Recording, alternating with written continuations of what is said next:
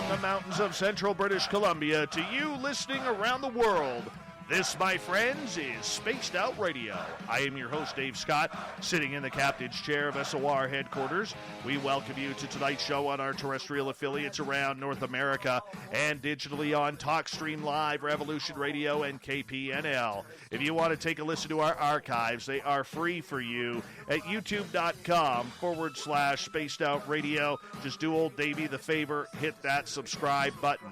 Follow us on Twitter at Spaced Out Radio and on Instagram at Spaced Out Radio Show. Our website is spacedoutradio.com, where we have a plethora of features for you, including rocking out to Bumblefoot and reading up on Captain Shirk's SOR Newswire. Tonight's show is brought to you by Chive Charities. Help make the world 10% happier by visiting Chive Charities today. You can find them on our website. The great debate of UFOs and extraterrestrial life versus religion on planet Earth can be a heated discussion by many on this planet. Are we alone?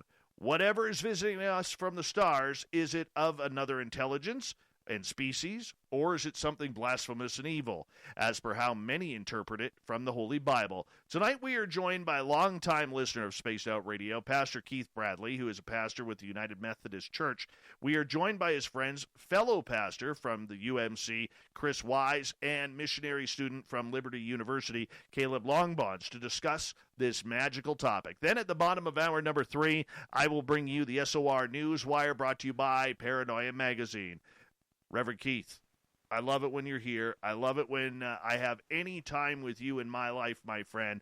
You know, and I want to be right up front with our audience. When I need spiritual guidance, you're one of the people that is important to me that I go to because, you know, for a lot of people, I try and keep religion out of this, you know, because I try and call everything down the middle, and what I'm about really doesn't matter. But I am a big believer in God, and when I need advice, I go to you. So thank you so much for being that person to me and that person for a lot of people on this planet. You make a difference, my friend. Well, thank you, Dave. I'm glad I could be there. I hope the little bit of wisdom I can share helps, and I look forward to talking tonight with you. Now, you also brought along a couple of friends, Pastor Chris Wise and missionary student Caleb Longbons. Why don't you tell us about them a little bit before we say hello to them?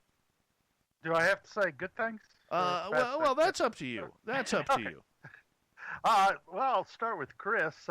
I've known Chris, gosh, what's going on, 4 or 5 years now.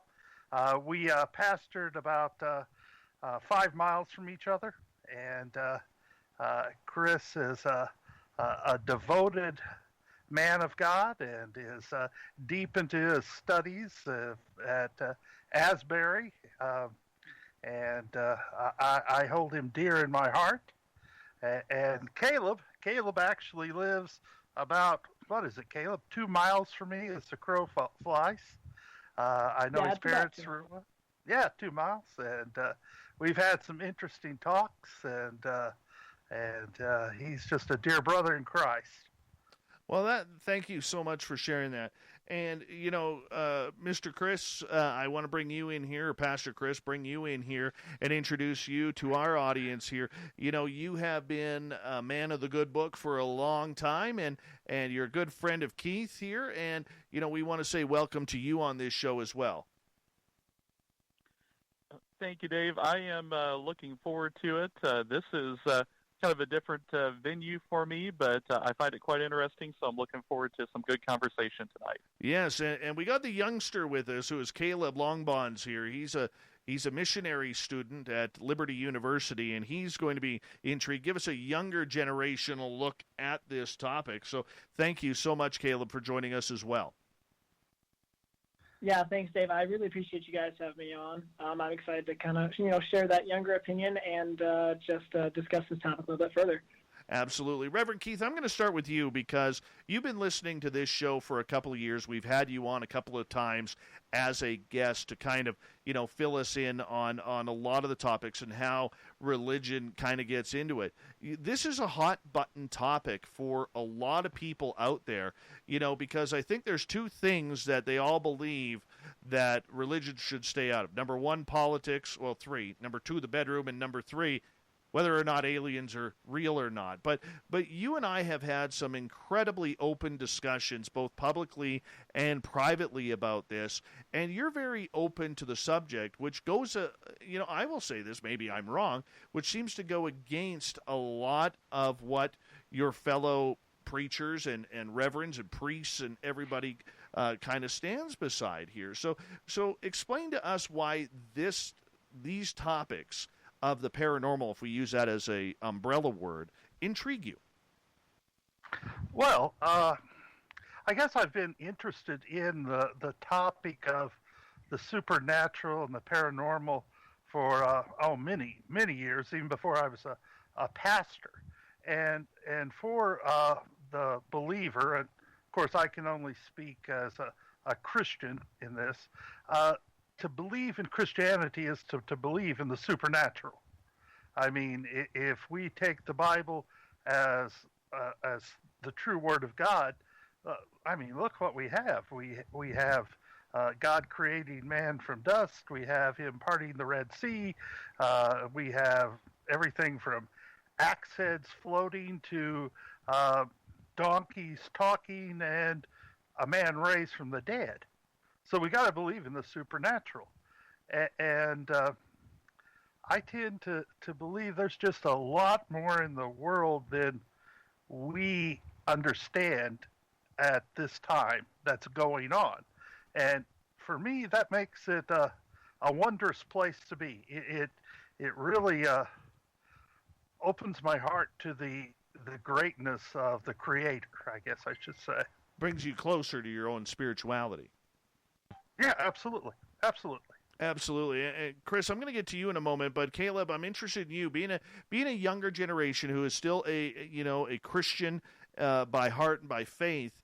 For you, I've noticed this around a lot of younger people, not only who've been on this show, but in everyday life, that your generation seems to be a lot more open-minded about some of these spiritual or supernatural type topics comparatively to my generation or older. So for you, when you try and combine these topics, how do you manifest yourself within these?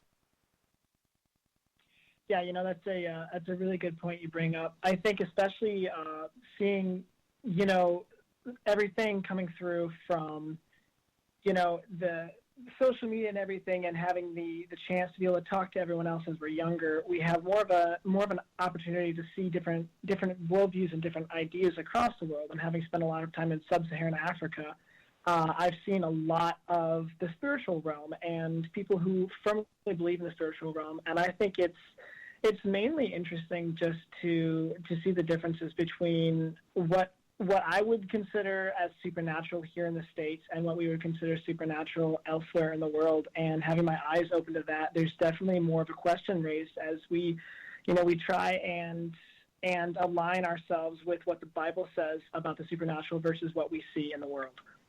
Is that hard for you? It's definitely something that I haven't done a lot of, and it's something that I'm interested to learn more about tonight. Awesome. We appreciate you being here. And Pastor Chris, we bring you on here. Now, you're only 5 miles from Reverend Keith here. Let's be honest.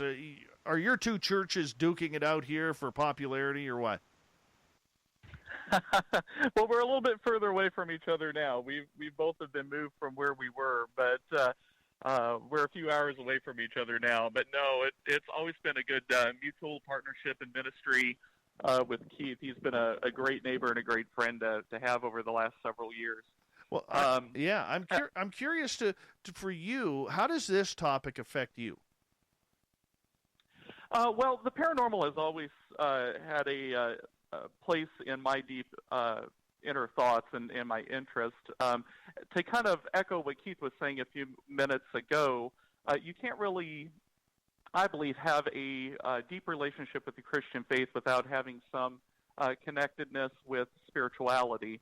From all the examples he gave, plus, if we get into the idea of afterlife, angels, demons, spiritual warfare, what are the realms of creation of the heavens, how far do they go? It leaves a lot of area open for discussion.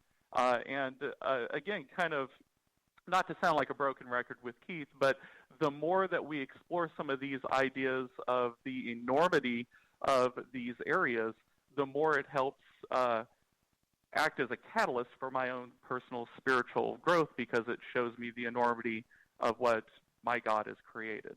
Well, and I'm glad that each and every one of you are here, because, we are going to look at UFOs and potential extraterrestrial life in a largely different term here tonight, because normally we try and we stick with the experiences. We stick with the science behind it. We stick with the government conspiracy behind it. But it seems like, Chris, every time I bring up this topic, when it comes to extraterrestrials and religion, all of a sudden there seems to be this giant stop sign that jumps right in front of everybody, and they're like, whoa, Dave, what are you doing bringing God and Christianity into aliens? I mean, we can't do that. That's not what it's all about. When you think about that, Chris, what's your thoughts? Well, to me, coming into this from a perspective of that God has created all, kind of my orthodox beliefs in that, should there be anything out there, it is a expansion on what God has already created. So there seems to be a holdup with some folks in conversation, even I've been in around this, that if it's something that's not of the earth, then it might be, something demonic. Well, are we talking about something from a different realm, or are we talking about something from a different geographical location? That would change that discussion in my mind theologically. But I really don't see a big holdup in the idea of there being possibly additional life out there from my personal perspective. If God is able to create, Adam from dust, as Keith said just a few moments ago in Genesis, then who's to say what he can't, create and continue to create throughout the expanses of, our universe and the numerous galaxies that we know exist. So we know that several churches have positions on this, but a lot of them don't, and they leave it open to the idea that we have what is revealed to us. The story of God and the story of us is what I like to call Scripture. It tells us who God is, who we are, and who we are to God. It doesn't have information about anything beyond that because it's a theological narrative given to us by God. So when people say, well, that's not scripturally supported, well, it's not whatever they would be. It's not their story and their theological narrative. So I don't find conflict with it for being an area of discussion in any means. Very cool. Reverend Keith, when you hear Pastor Chris talk like that, what's your opinion? Oh, I would just echo what he's saying. I personally, I think we've talked or we've discussed that I haven't seen evidence of, and I have doubts that there are aliens from another planet. But the possibility, I don't have a problem with that possibility for everything that Chris said. Now, theologically, well, that may open some doors theologically that the church would have to explore. But of course, there are those individuals within the Christian faith that holds that aliens could not exist or do not exist. And within the church, that's not a problem theologically. It's just a different point of view. It's not one of those things we divide ourselves over, if you know what I mean by that. Yes, I can understand that. But, I remember having a good talk with a couple of religious people around here. And Keith, you and I, you're probably familiar with this conversation. And when this person heard that I did this radio show and that I hosted a haunted ghost tour down at the local museum, immediately I got the call that I was surrounded by demonic energy, and the only way coming back to me was literally talking about, joining their church and washing myself away from that horrific paranormal world, because it's all demons, it's all spells cast, witches, and horror, and I asked the guy point blank. I said, let me ask you something. I said, because he kept questioning my faith, and that's out of anything he said to me, and I think I speak for a lot of people who like this type of programming, or have had some very supernatural experiences. We always seem to have the question when we seek out help, or we seek out questions, or somebody doesn't agree, we always seem to have our faith questioned. And to me, Keith, I'm going to stick with you here for a second. That is a sore point for me, because I've never questioned my faith in God, and many others who believe in that reality of spirituality have never questioned theirs. We've just experienced some things that are rather cool or rather freaky. Yeah, and of course, I guess I should say, it goes without saying, Christianity is not monolithic. There's different people, different ways they approach things. Of course, I don't approach things that way, and in fact, there's times I feel that for that Christian, that is the exactly wrong way to approach. It's not coming from a place of caring or loving, but one of judgment and condemnation. Questioning another's faith, I don't have that right. Instead, I meet the person where they're at, and then we go from there. And I may think, yeah, that's not the best thing for a person to do, but I haven't yet earned that right to speak that into that person's life. So I think you get that kind of, I don't have the right word. It's not fanaticism, but it's rigidness. In a lot of things. You see that in politics. You see that in the UFO community, or in the ghost hunting community.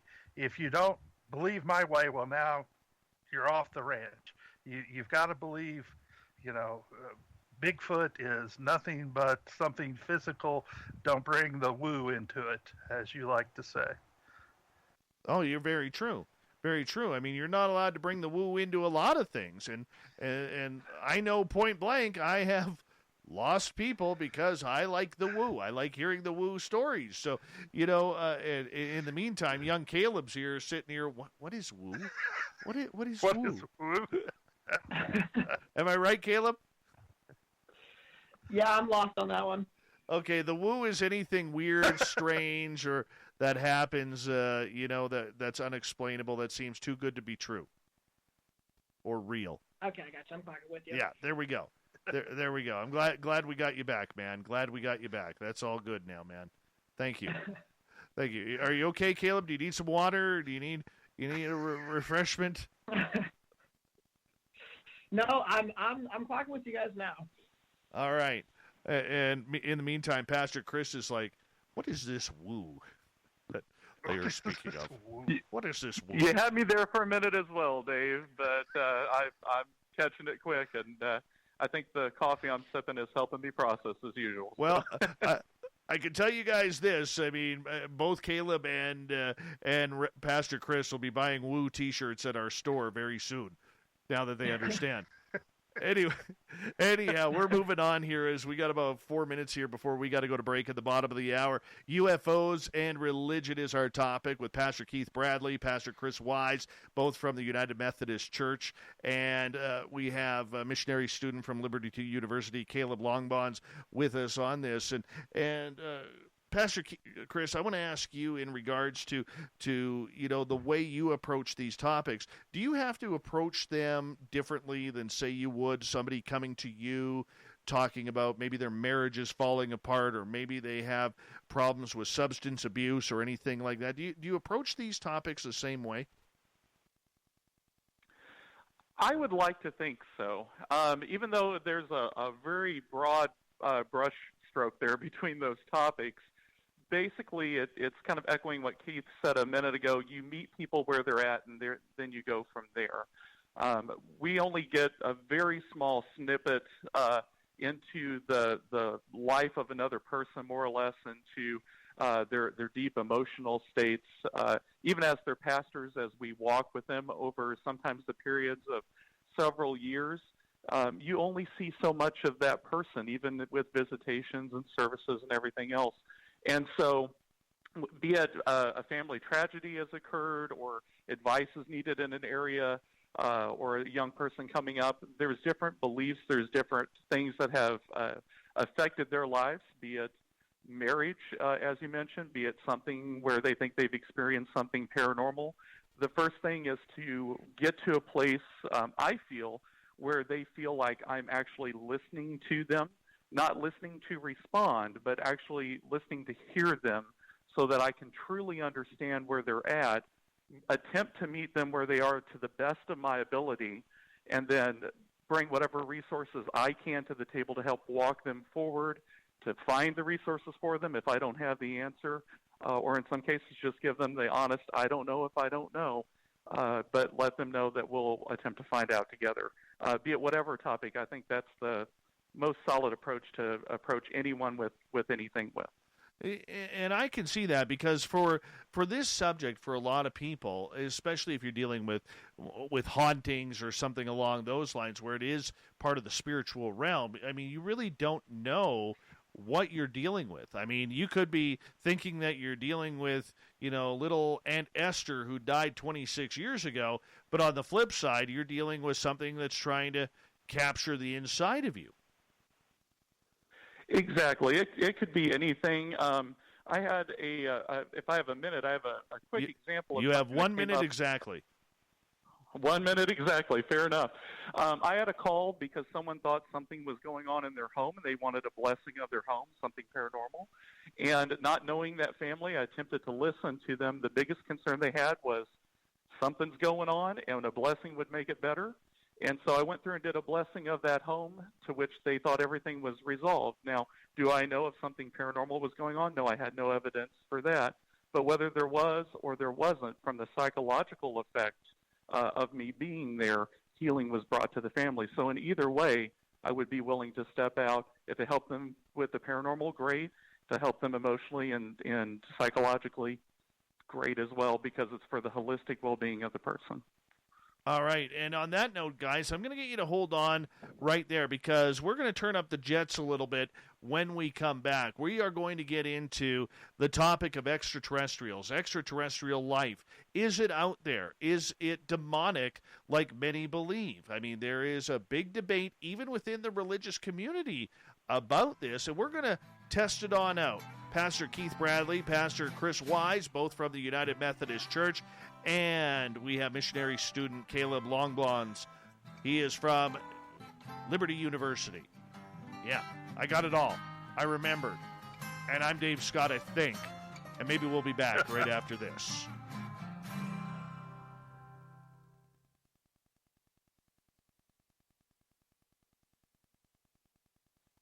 That's a good first half hour, gentlemen. Good first half hour. That was quick. Went by really quick. Yeah. We got on YouTube right now, we got 110 people watching live, which is kind of cool. That's a big number for early.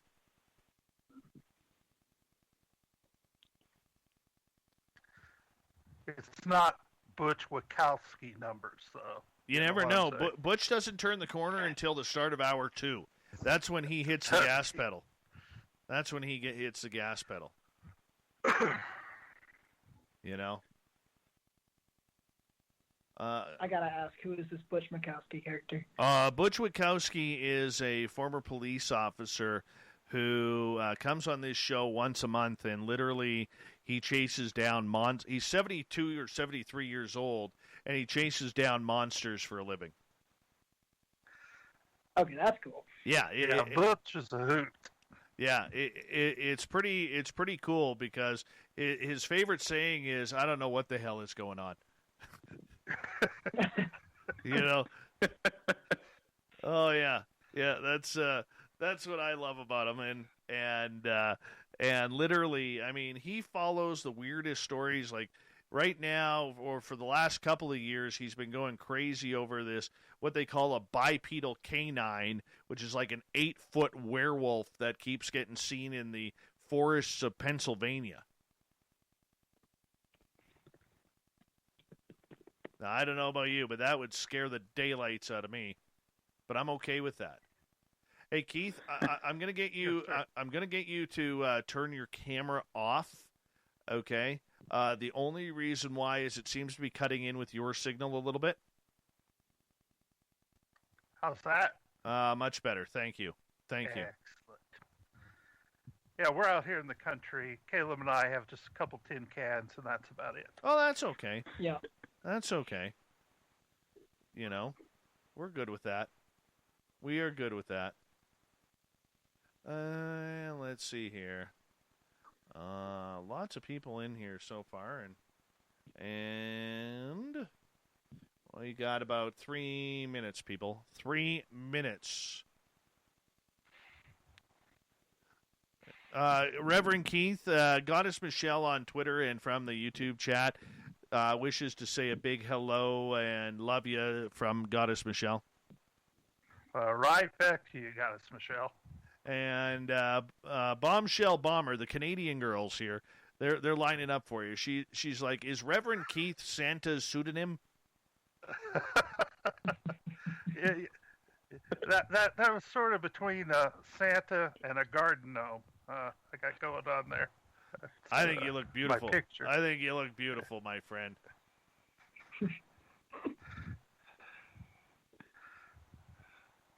That was my daughter's work. She just had to have a picture like that. I love it. I love it. And you know me, I love that stuff, Dan. Yeah, I'm just like a life-size cartoon. So there you have it. I think you're wonderful. I do. I love you, my friend. I'm not afraid to admit it. I love Keith Bradley. He is my spiritual guru, man.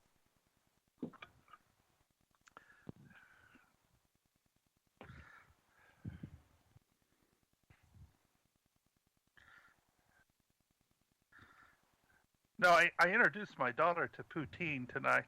Nice. Yes. Very nice. How was it? It was good. It was good. Mhm. It was good. And she went, "Oh my!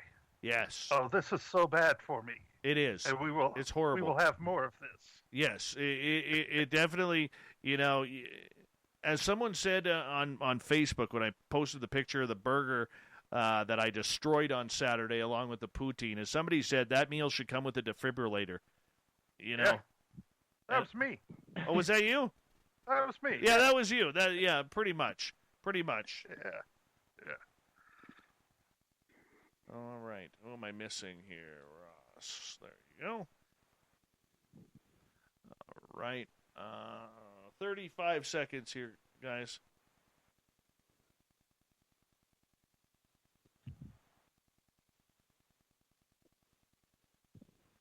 All right. I want to say a big thank you to Fabster for kicking off the Super Chat tonight. Really do appreciate the love and support, Fabster. You're pretty awesome. Thank you so much for the love. And big thanks to everybody who's given us a thumbs up or a thumbs down. If you haven't yet, we'd greatly appreciate it. And, of course, a great way to support this show, go to facebook.com/the SOR Vault. And you can pick up your latest SOR swag. We got some great T-shirts in there right now. Here we go, guys.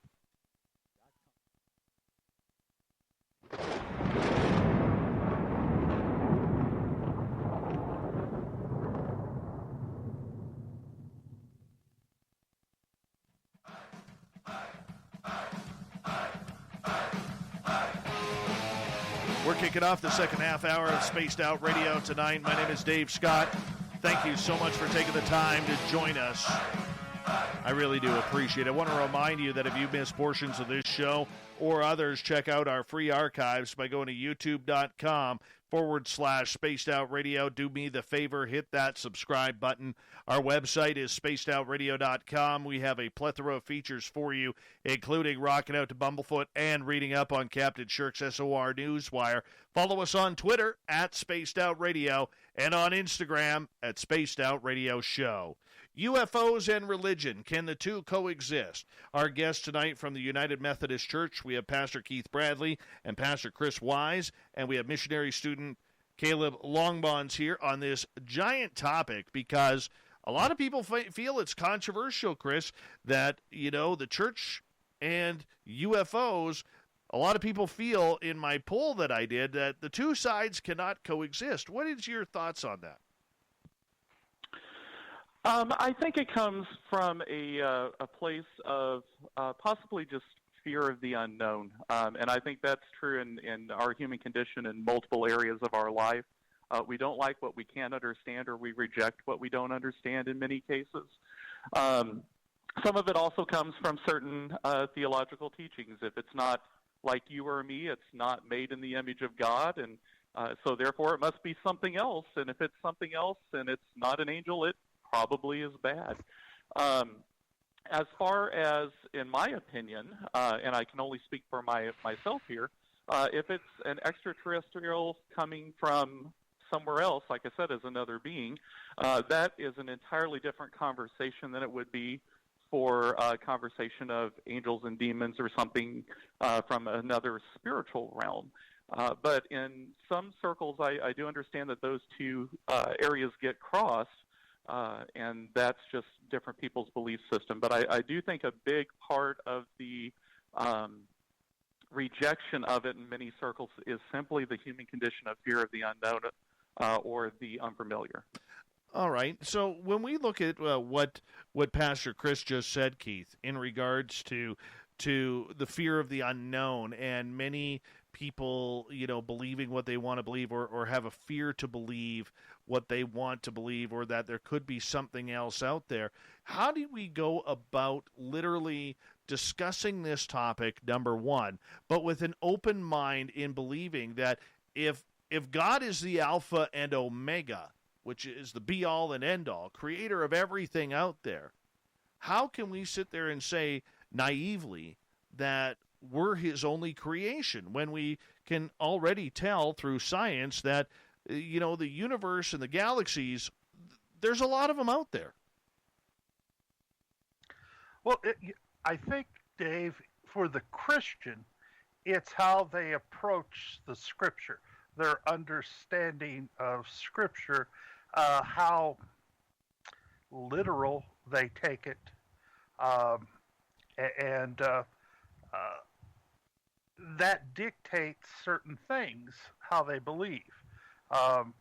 It doesn't mention this in Scripture. It doesn't mention aliens. It doesn't mention, life on other planets. And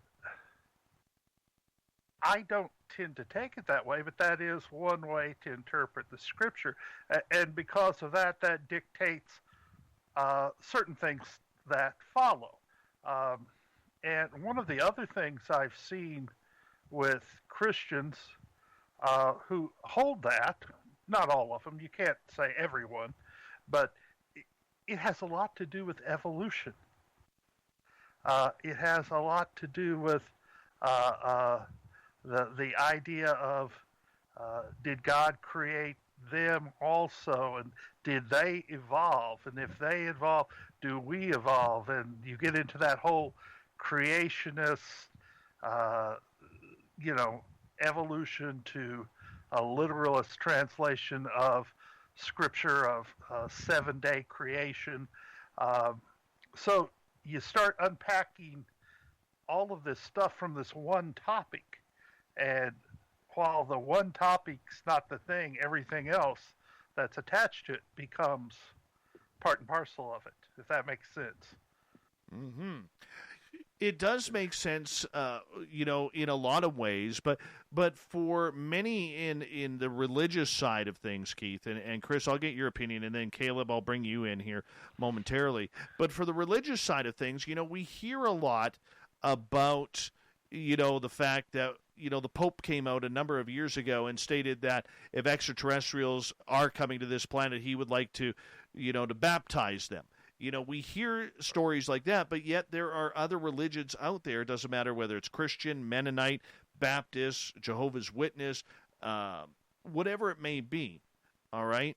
And they sit there and they say that basically everything coming from space, if it is a life form, that is a demon, that is something from the darkness of hell, the devil's own angels coming down and trying to harm mankind. I mean, we hear all of this, what I almost like to call fear-mongering in regards to this topic. How real is that, though, if it's going on?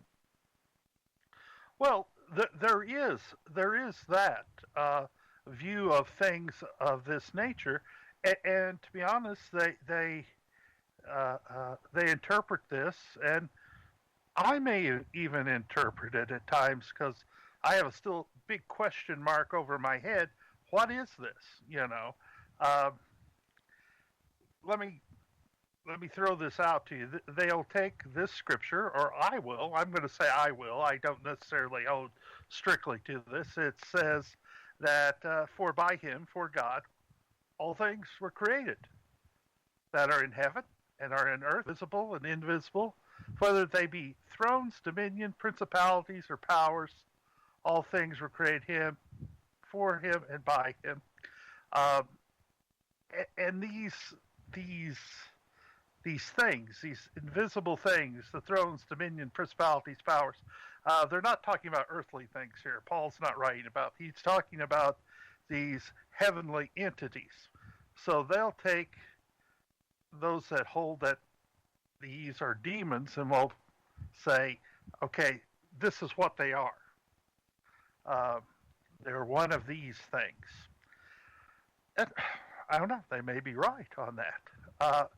I won't say they're demons, but I say that because I don't believe much of Christianity has a real handle on just what demons are, since the canon of the Bible doesn't explain to us what they are, except they are.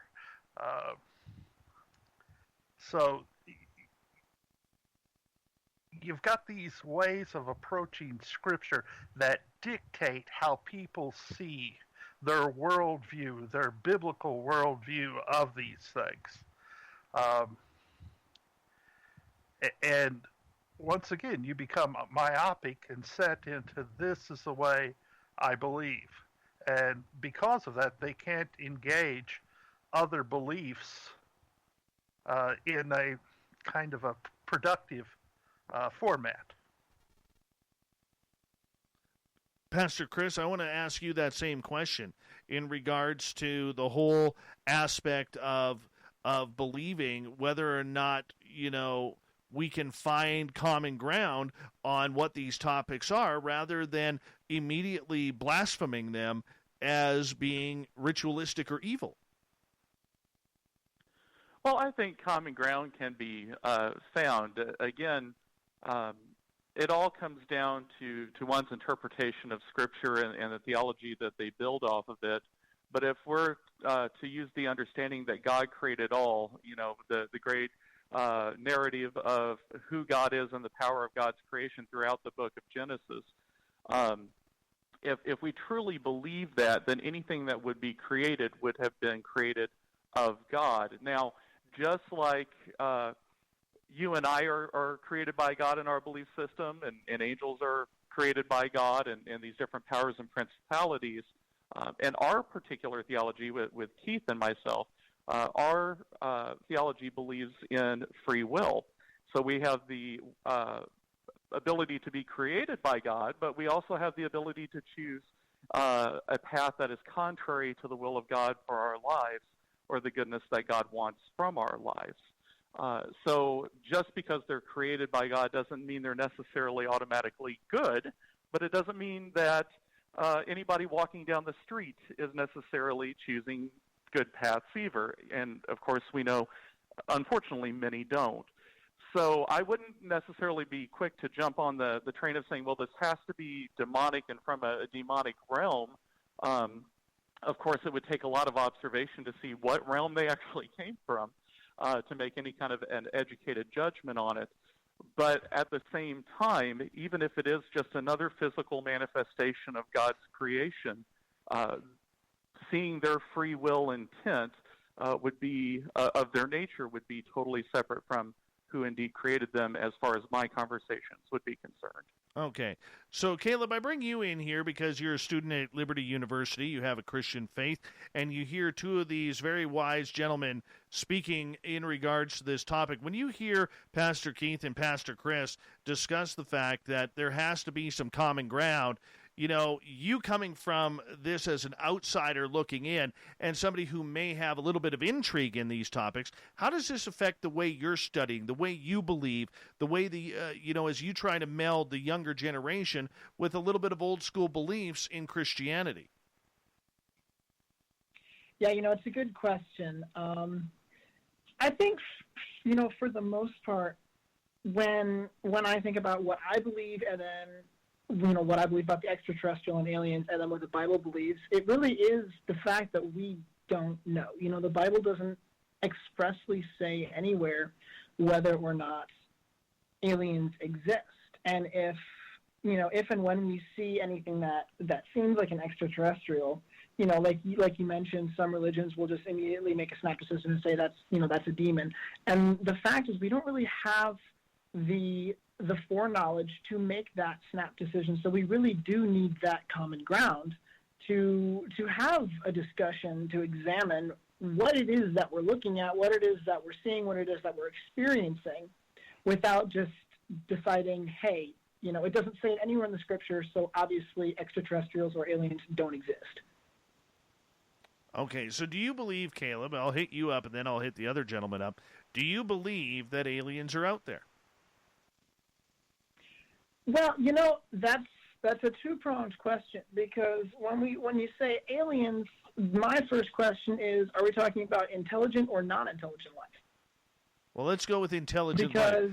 Let's go with what people are claiming to see, whether it's these large black-eyed gray, what they call the grays, okay, or the humanoid type Pleiadian people that are just way too gorgeous that they should be walking down a runway as models rather than flying spaceships, coming down from the stars. I mean, there's a lot of different interpretations of what we hear of these alien species.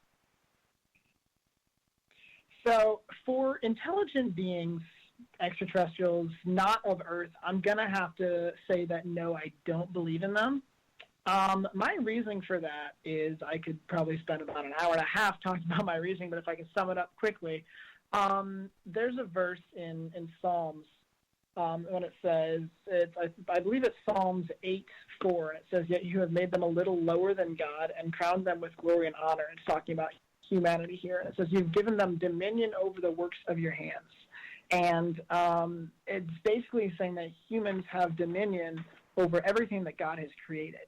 And if we have dominion over an extraterrestrial species that is not human, that raises the question, then how do we have dominion over something that we don't know exists? And then I guess the other thing that I would say is, Pastor Keith said it earlier. He said that, the idea of extraterrestrial life stems largely from a belief in evolution. And as a Christian, we reject the idea of macro evolution. And it's obviously not a form of biblical foundation. And if extraterrestrial life existed, there is no biblical support for life outside of Earth if we agree with the creation story. Okay. And I have a ton of questions, but I want to get the other two guys in here. Pastor Chris, your thoughts. Do you believe there is alien life out of our solar system, or maybe traveling within our solar system? That is a difficult thing for me to answer as well. I'm going to have to say that on the side of belief, could there be something out there? I'm not going to discount or limit the creational power of God. So I'll say maybe. I personally haven't experienced anything in that area, so it leads me to be of more of a skeptical approach to it. I am familiar with the verse that Caleb was using just a moment ago. It's Psalm 8:5, I believe, and it is speaking about basically man retaining part of his original divine nature as he was created to be a son of God, but still retaining a part of that dominion in his fallen state. I don't know, and Keith might want to share on this, I don't know if I would want to explore that too far of things outside of the earthly realm, because in my understanding that would be how much authority man has in his fallen state, living in earth in its fallen state as we would understand symbolically maybe as fallen Babylon, until New Jerusalem can be restored or New Eden can be restored with the second coming of Christ later on. I don't know how that would theologically imply outside of the earthly realm now that we are in a fallen state and we're no longer in a full redeemed state until our eternal salvation comes. Keith, I don't know if he would have some more to say about that. Well, that would be my initial thinking on it, without really digging into it heavily into the language and everything. As for me, like I've said, I've got a big question mark if we're talking about extraterrestrial biological entities. I have real questions, real doubts. That we have a biological entity that has come all this way here. I have my doubts about that, just from the scientific aspect of it, of how that could be, how they could do this. I do believe in other entities, whether they be, if you want to call them from a different realm, be it put in religious terms, for lack of better, a heavenly unseen realm, or if you want to put it into a multiverse kind of understanding. I do believe in that, but I just have my doubts about the what they are. I don't have doubts that people are experiencing something. I just don't know what that is. And I think that's a fair comment, that you don't know what it is. It's like when people ask me about Sasquatch. I try to not say the word supernatural because that's not what I'm sure it is. I know it's, in my opinion, it's more than a monkey walking through the forests of North America, but I don't know if it has supernatural capabilities. But with extraterrestrials, with the experiences people are having, and these incredible craft from black triangles to silver discs that are being seen, Reverend Keith, in regards to this topic, we know they have to come from somewhere. Do you believe then they're more of our technology that's being foreshadowed as UFOs? Well, I think that's a portion of it, but I don't think that can account for all of it. Like I said, I'm just very undecided about what they are. I really don't know, and that's what makes it intriguing. That's I want to say fun of it, but maybe that's the wrong word. That makes it interesting. Just what is this? Okay. Okay. Let me ask you this, because we only got about 4 minutes before we have to go to break. Why is it so hard to believe? And Reverend Keith, I'll start with you on that one. Why is it so hard to believe that maybe, just maybe, God created other societies a lot longer ago than, and I know that's really bad English the way I just said that. Okay, but a lot longer ago, before he made mankind here on Earth. And they now have the technology, because they're so further advanced, they now have the technology to get here.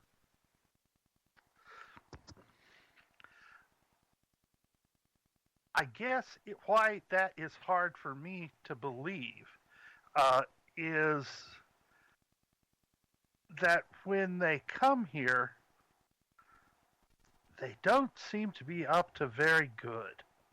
And so it makes me wonder. That's the big question mark for me. A species that would be that advanced, I don't think would do some of the things that they do. And of course, our technology can't comprehend anything that could get them here and do that. So that's kind of adds another question mark for me. Okay, Pastor Chris, what's your thoughts? You know, it's a difficult question to answer. With me, I don't necessarily want to restrict the idea that there could be something. Again, that's under the realm of I don't have evidence enough, to see that, and I don't have any scriptural evidence for me to speak on it in that realm. But at the same time, looking to Scripture, this is where I get a little bit more conservative. If I believe the Genesis account of initially God created light and the light was created in Genesis even before the sun, if that is the initial creation moment and then man follows thereon, I don't know about something predating the Genesis event. Now, I'm not a full creationalist and following that theology, but that one is a hang-up for me theologically with the idea of an older species. I guess that makes sense, but I mean, could he have not, Pastor Chris, created simultaneous lifetimes, because we don't know how long that 7 days was. When the majority of people read that, we're looking at 7 human days. We don't know how long a day is in God's world. Oh, true. There's no calendar. Obviously, they weren't using a Roman calendar system or anything else in Genesis, and it's a later teaching about the event. Obviously, they weren't there writing it down at the moment because they weren't created yet, obviously. But as far as multiple synchronous timelines, I don't think I have an objection to that theologically. It's the idea of one maybe predating the other. That's something I would have to think about and really sit down and work out a little bit more. I'm just not certain that that's where I'm at yet. Well, you have a total of 6 minutes because we are going to go to break here at the top of the hour here. We are having an amazing show tonight on Spaced Out Radio. Pastor Keith Bradley, Pastor Chris Wise, both from the United Methodist Church and from Liberty University. We have student Caleb Longbons, who is studying his religion as well. And it's an interesting topic. What do you think in regards to UFOs and religion, alien life and religion? It's a big topic that we are opening up on the can of worms tonight on Spaced Out Radio. So stay tuned. Hour 2 of tonight's show is coming up right after this.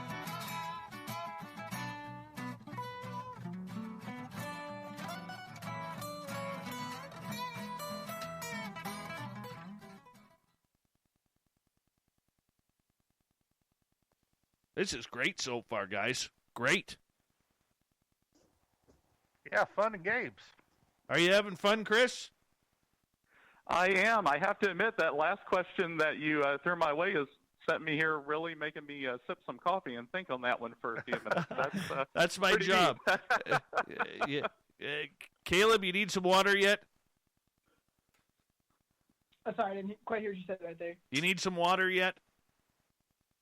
No, I'm doing good. Honestly, I've been listening and trying to digest everything that that's been thrown out. And I gotta say, there's been a lot of stuff that I've heard that I'm like, oh, that is something that I have not considered before. So I'm gonna have to be rewriting my thesis. All right, you guys chat away to our audience. They can hear you on YouTube. I'll be right back. I just got to run my dogs outside.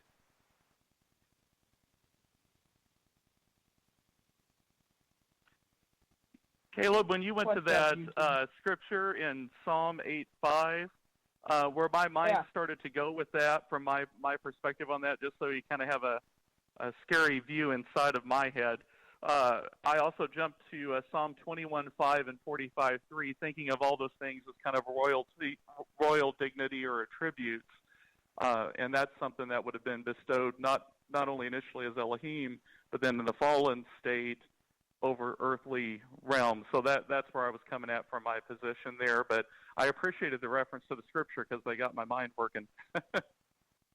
Yeah, and the whole fallen earthly state was actually something I hadn't even considered when I looked up the verse, because I know that it said about the Dominion, and I was going to use that in my defense, but I hadn't actually thought about that. So you kind of just popped my balloon right there, but that gives me more food for thought.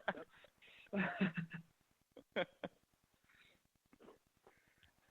Oh, it's always good to get Chris's mind working. It's a scary place to be, Keith. You know that all too well. Oh, yeah. Absolutely. Absolutely.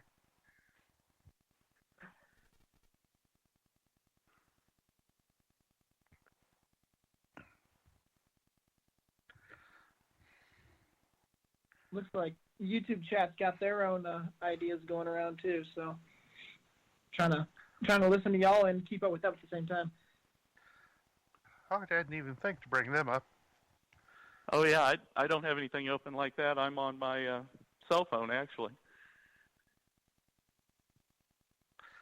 Maybe I should go over to a computer. You got to watch that YouTube crowd. I'm watching you people. Usually I'm in those people.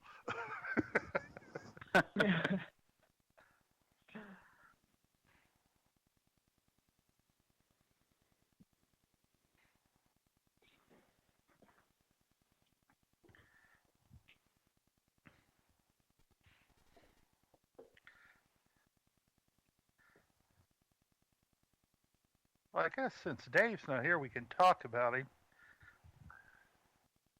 Only good things, or else Chad will snitch on us. Well, I know. I mean, first of all, I want to know about these. Look, I count 4 guitars. As far as I know, he doesn't know how to play guitar. They're stage props.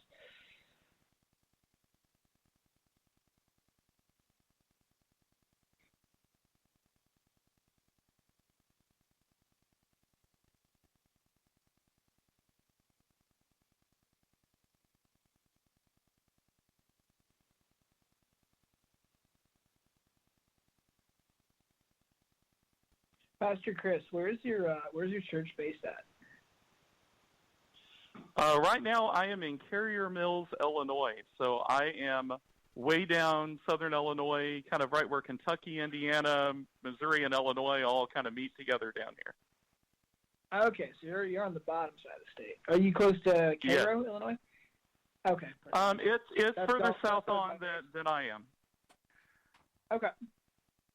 It's about 50 miles, 60 miles from you. Yeah, I was going to say probably about an hour, so that's probably about right. Awesome. All right, guys, I'm back, and we are on in about 90 seconds here, just over 90 seconds. We were talking about you. I figured that.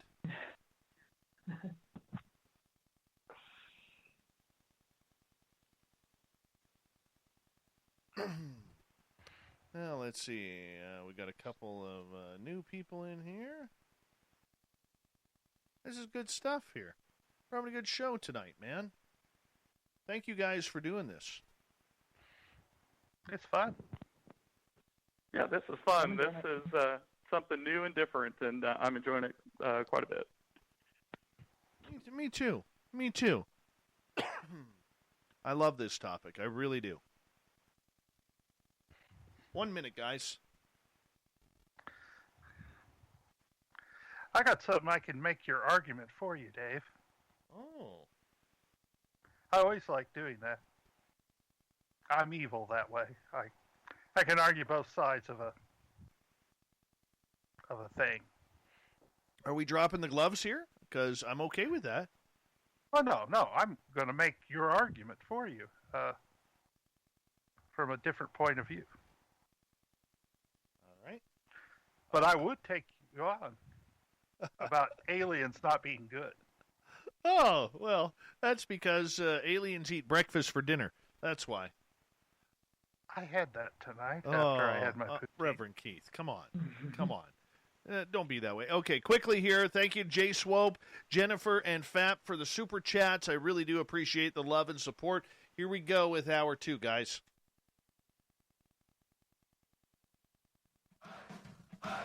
You're listening to Spaced Out Radio with Dave Scott. Follow Dave on Twitter at Spaced Out Radio and on Facebook, Spaced Out Radio Show.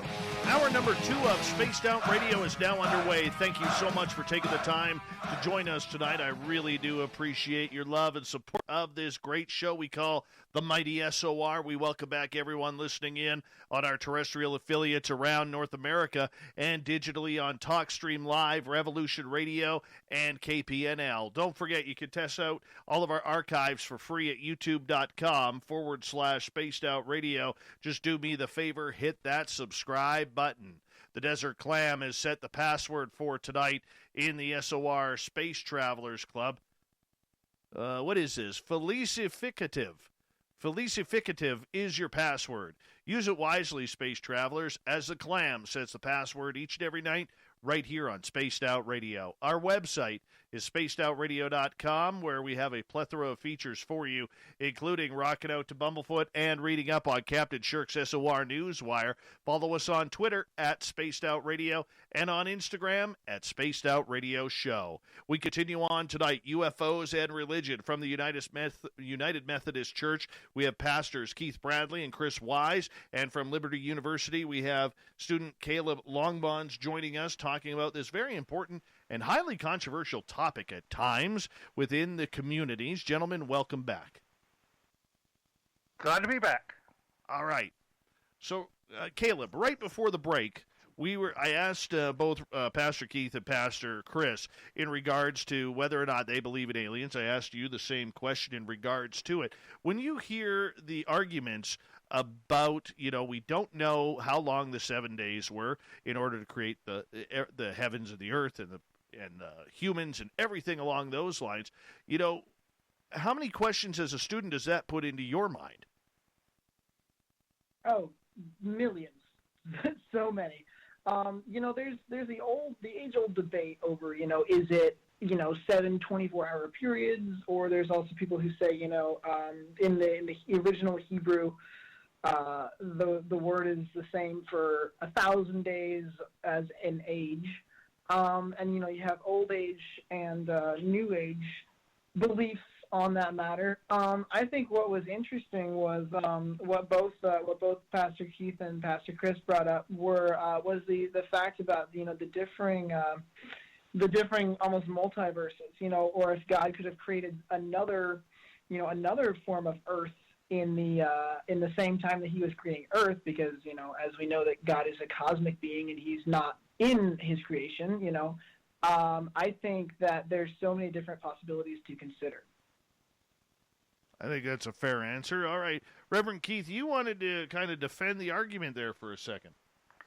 Yeah, I want to make your argument from a different position.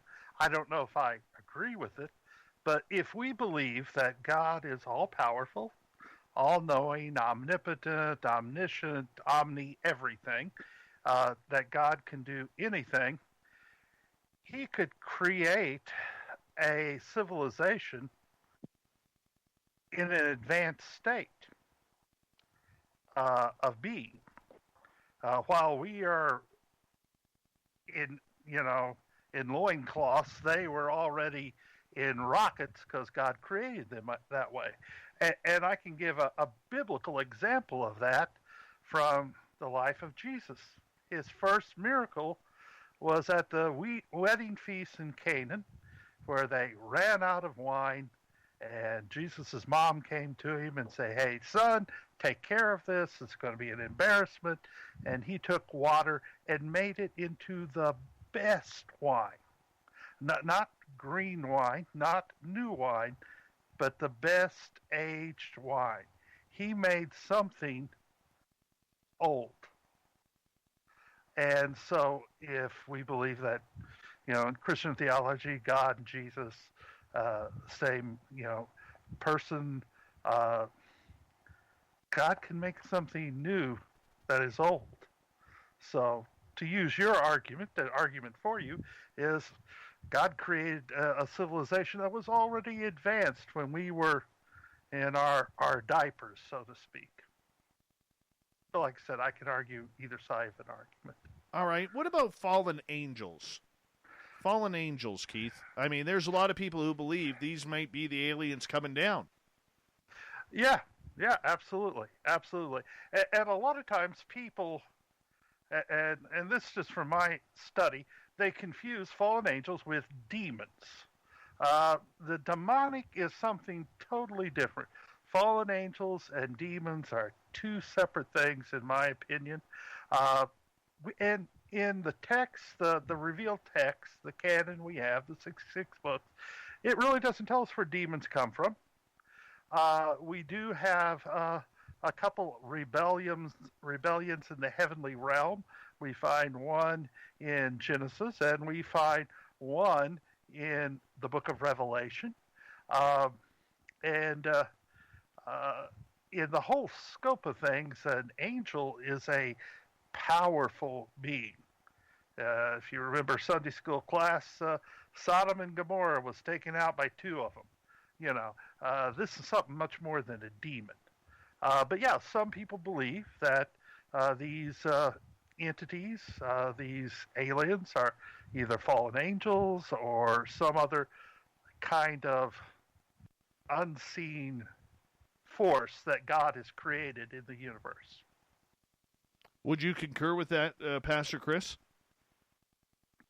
I would. I believe that a lot of that circles back to that idea that I was speaking on earlier of the unknown and fear of the unknown. It's an entity that they don't understand. It appears to be more advanced than we are from hearing different accounts on these things.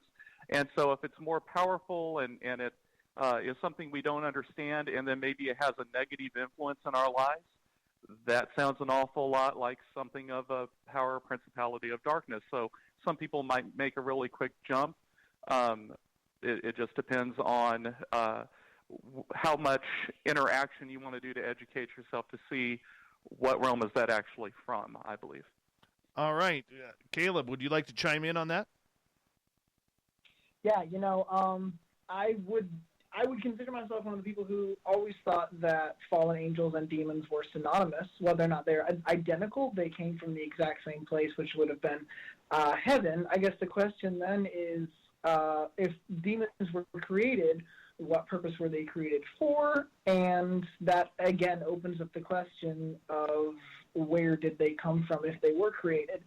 Did God create them? Were they created by Satan? That kind of stuff. And it's important to have an open mind in that, to figure out what realm they came from.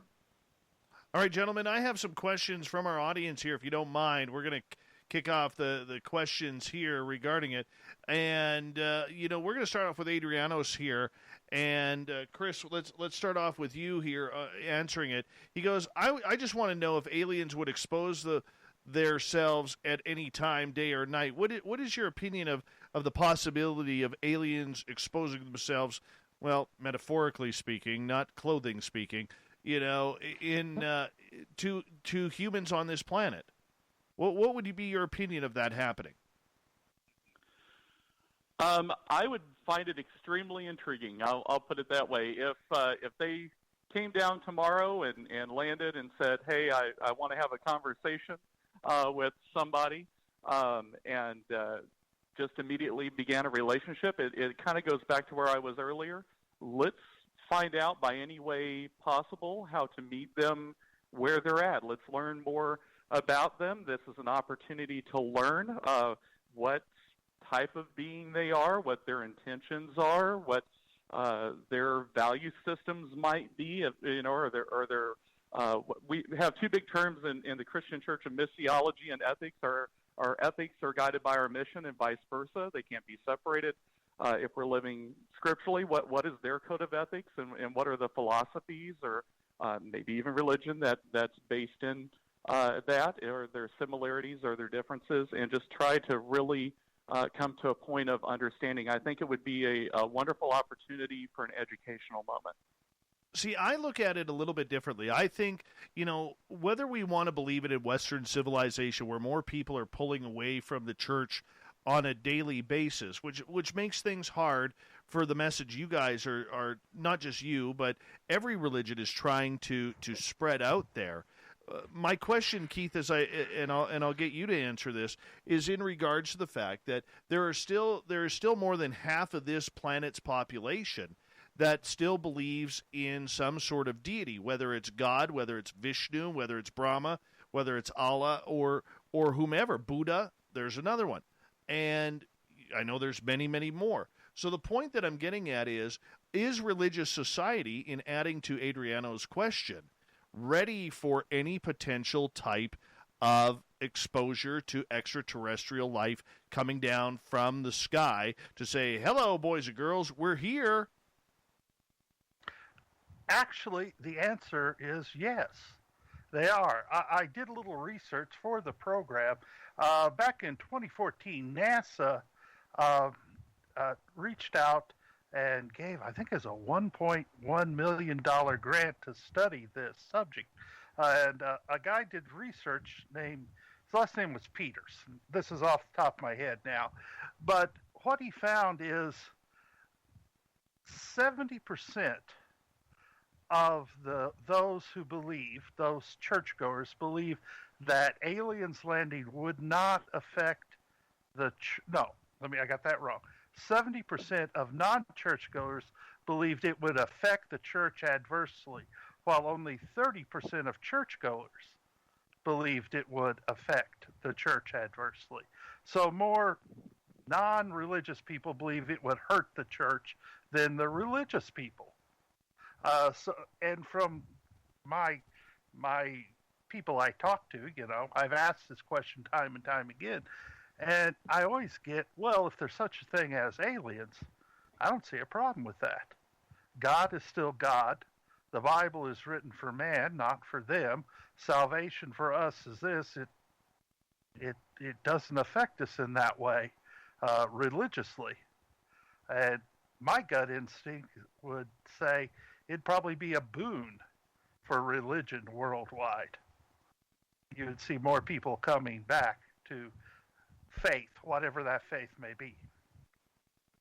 Could you? Or you could see them running in and being absolutely scared, thinking that for years they've been living a life of belief and solitude, and maybe their religious leaders have described aliens as fallen angels or demons, and they are going to absolutely mass panic and do whatever they can to survive. Well, I think you're always going to get that with humans. As a group, we can be scared, stupid, and, violent creatures. What was it in Men in Black? It said that the individual's smart, but people are whatever Tommy Lee Jones said, Right. That could happen, could very well happen.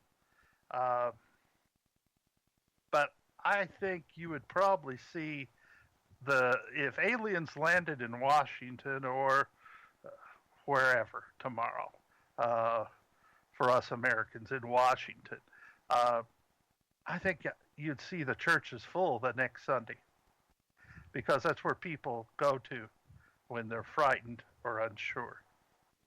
That I will give you. It's amazing when there is some sort of catastrophic event, how the churches fill up all of a sudden.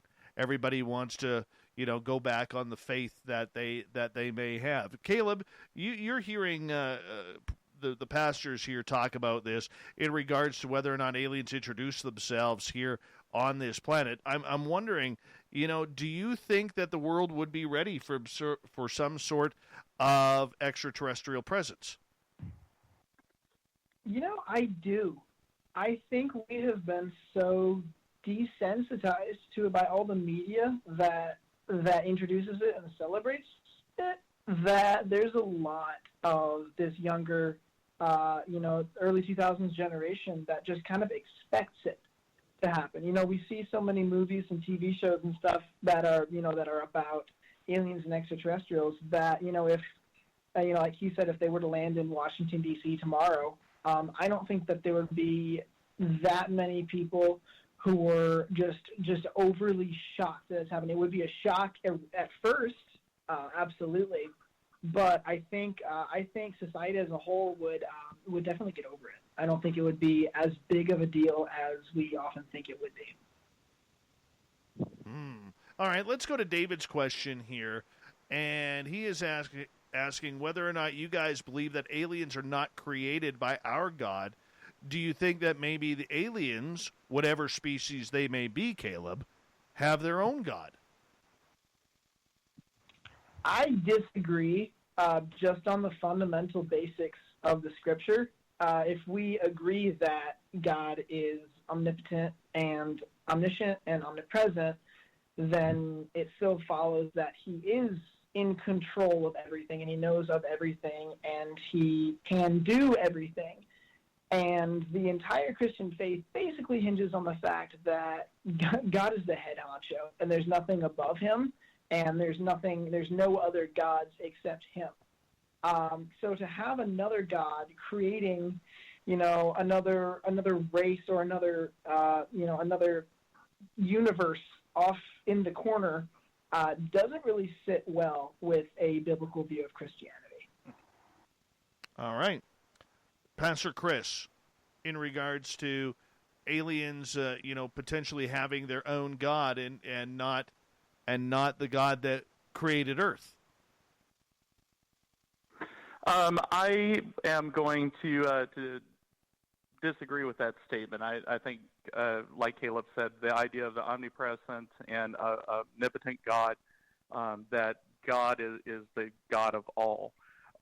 Now, obviously, the biomarkers of these extraterrestrial folks would be different, but I believe as the church we would actually be looking to understand them as extraterrestrial brothers and sisters.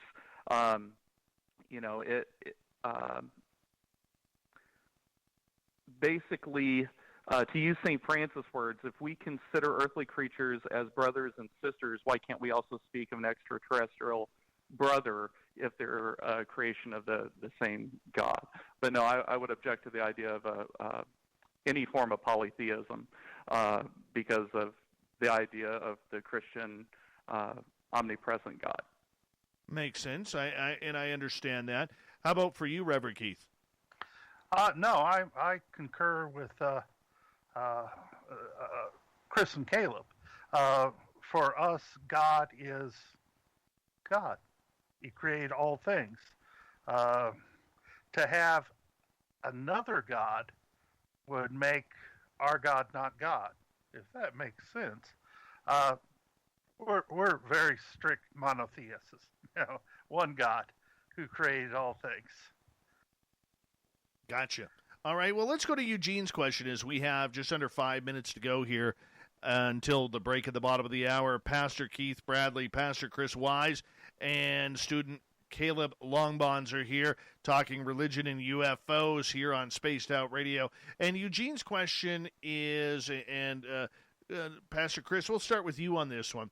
What is your thoughts of the soul interception, and why is life after death so important to demonic entities? Well, the idea of the Christian faith, the idea of your relationship with God, your relationship with the Trinity, be it through God the Father, through the Son, through the Spirit, all of it is based in relationship. It was created in relationship out of love.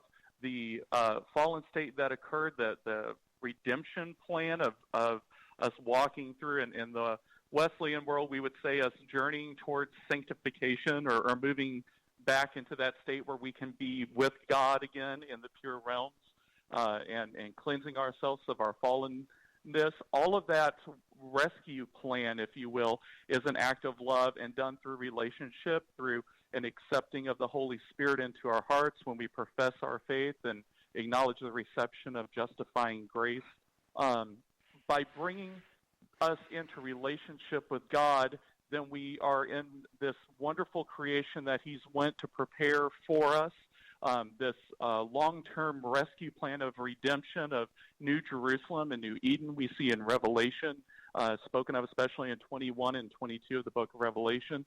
It's all about drawing back close to our Heavenly Father in a loving relationship and functional relationship again, despite our fallenness and bad choices and free wills and everything else. To distract or detract the soul away from that relationship is to pull one away from God. And to that ends, if we look even back to the book of Genesis, from the very beginning, seeking out the tree of knowledge, the fruit of knowledge, the apple, as we all like to say, that is a detraction away from the relationship with God. Why do I need you if I can have self? So it's basically making self an idol in many ways. And by disrupting that relationship, not only disrupts the individual soul and longevity, eternity of the soul, but it also disrupts the original design where we were created in the image of God. So it's actually an attack at the image of God itself. It's a deisticide attack in a way, basically. It's attacking the image of God directly. And there's nothing that darkness hates more than the light. So any attack that it can have on the light, so be it. So we shouldn't feel so, I don't know if honored is the word I want to look for, but the fact that we would be attacked by spiritual warfare is more a direct attack to hurt God through His intimate relationship with us than for our own personal being, if that makes sense. Caleb, we've got about less than 90 seconds for you to jump on in here. Yeah, going along with what Chris said, the whole idea of being attacked, by demons and everything. God's original plan for humanity did not involve sin, but mankind's free will, and we chose to sin by eating the fruit in the garden. And the whole plan is reconciliation. Christ had to die so that we could be reconciled to Christ, and our souls could be reunited with God in heaven, at the end of times. And like Chris was saying, the idea that we are, daily attacked by demons and by Satan, if you will. That's kind of the idea of the whole. What the question was the attacking of our souls.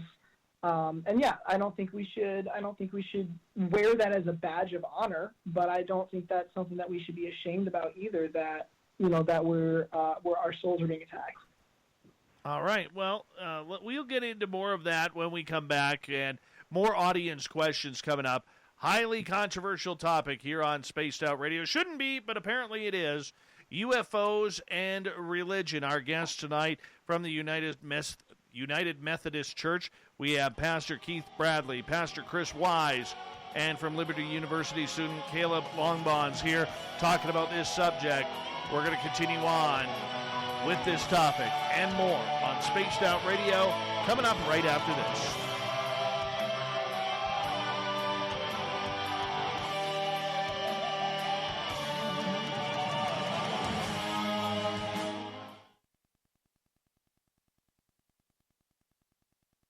All right, gentlemen, we are clear. Good job. Good work tonight. Let's give you a few claps so far. Good job, guys. So far, so good. Brian in the chat room, Tim McMillan's article will be, apparently he may have a copy of the photo of the black triangle coming out of the ocean and shooting off into the sky. He may have that photo. That's what I'm hearing. Hey, Chefist, how are you, man? Good to have you back. And the chat room is moving so fast right now that I'm having troubles keeping up. Thank goodness I have 2 of them up. I appreciate that. So if I haven't said hello to you yet, I appreciate it. Let's just remember, guys, let's keep the questions on topic. I have no problem asking questions to our guests, but we got to make sure that they are on topic for tonight. Okay, Pastor Chris, a big question for you here, because Keith kind of ruined this earlier. All right, we ask all of our guests this right off the bat, because it's kind of important to our audience. What is your opinion of eating breakfast foods for dinner? Oh, my goodness. Yeah. I'm not so sure for dinner. For lunch, I could go for a brunch. Yes. But for dinner, that's kind of pushing it for me. I agree. It really is. I agree. It's about time we brought someone on who was sane on this show. I really do appreciate that. Very solid answer that you don't agree with breakfast for dinner. I appreciate that. Unlike your Pastor Keith here who ate breakfast for dinner tonight, which was, just vile and blasphemous, Pastor Keith. It was good. Well, you might be on my naughty list now, man. Honestly, See, the problem is you don't have Waffle Houses up there. That's a big chain, southern part of the United States, Waffle House, and you get breakfast anytime, 24/7. It's a godly place. Oh, no. There's never. They call them breakfast foods for a reason. Caleb, you're a student. You'll eat anything at any time. I know that because you can't afford anything else, right? But See, that's true, but at the same time, I gotta say, keep breakfast. Man, we have enough food types out there that we can be imaginative enough to find something else for dinner. You're going in the places. Morning, after 10 Father, o'clock. forgive them. Anything before 10, but I agree with you so I was gonna wholeheartedly. say, Keith, That is a good I was kid. going to say, Keith, if you're craving bacon, buddy, BLT for supper, bacon and eggs for breakfast. There you go. Well, bacon is a universal supplement, much like pizza is. Pizza can be eaten for breakfast. It's universal. It's like O positive and O negative blood. It's universal, right? Now, Chris and I can eat hot wings any time of the day. We like This is true. This is true. I in can on do that. hot wings for breakfast. I'm in on that. I'm in on that, for sure. Absolutely, I am so in on that. We have just under 2 minutes here, and my goodness, the chat room is just moving here. Tiffany likes food at any time. Yes. Well, we're not saying, hey, there she is, the gorgeous and talented Nicole Sakic. Yes. The Black Triangle has been shown, as Nicole says, from last I heard, it was like around 1,100 intelligence officers in the United States government because they wanted this to come out. And from what I've heard, Tim McMillan has had one of those pictures land in his lap. So, all right. Black triangles, gentlemen. Black triangles. It's darn cool. I had a buddy see one. They're pretty incredible. Flew over his house in California, knocked all the power out. They are pretty incredible. I've seen two. One over top of my house. And the other one that I saw, I swear, and my friend and I saw it, and I swear if you laid this craft on the ground, it probably would have stretched close to 100 miles. Wow. It was massive. And we watched it rotate together. It was just sitting there in the sky, and then we watched all three corners were lit up, and they looked like stars, and we watched it rotate in the sky, and then an airliner from Vancouver started coming by on its way out of town, and we watched all three lights turn off. Not simultaneously, one at a time. Yeah, crazy stuff. Okay, guys, 3 seconds here. Here we go.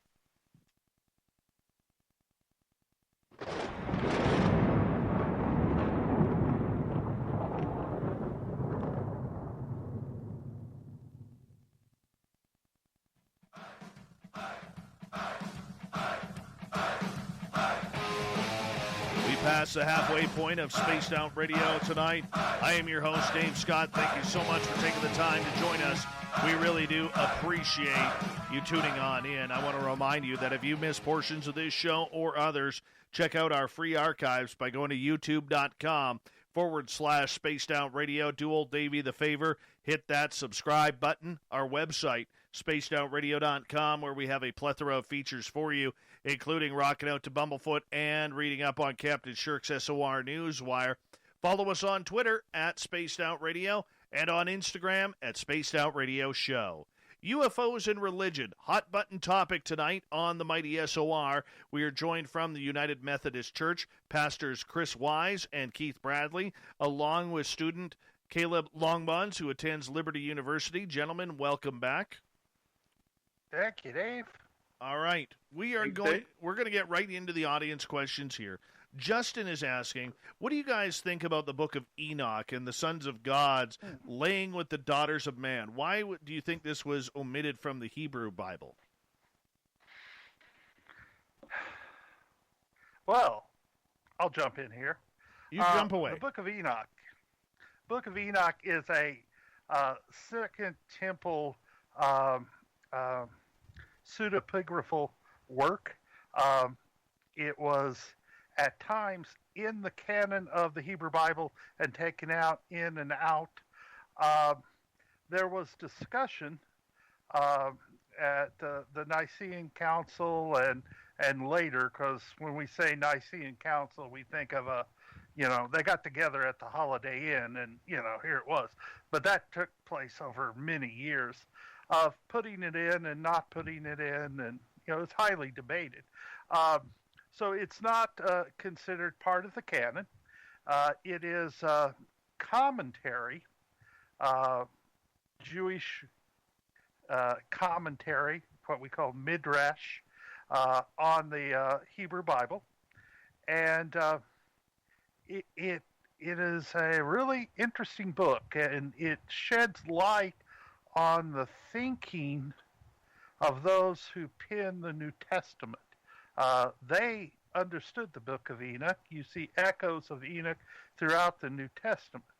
And in the book of Enoch, it goes back to Genesis 6, is what the question is bringing up, where the sons of God took the daughters of man, or however it's said, and they had sexual relations with them. And this is where we get the Nephilim come from these.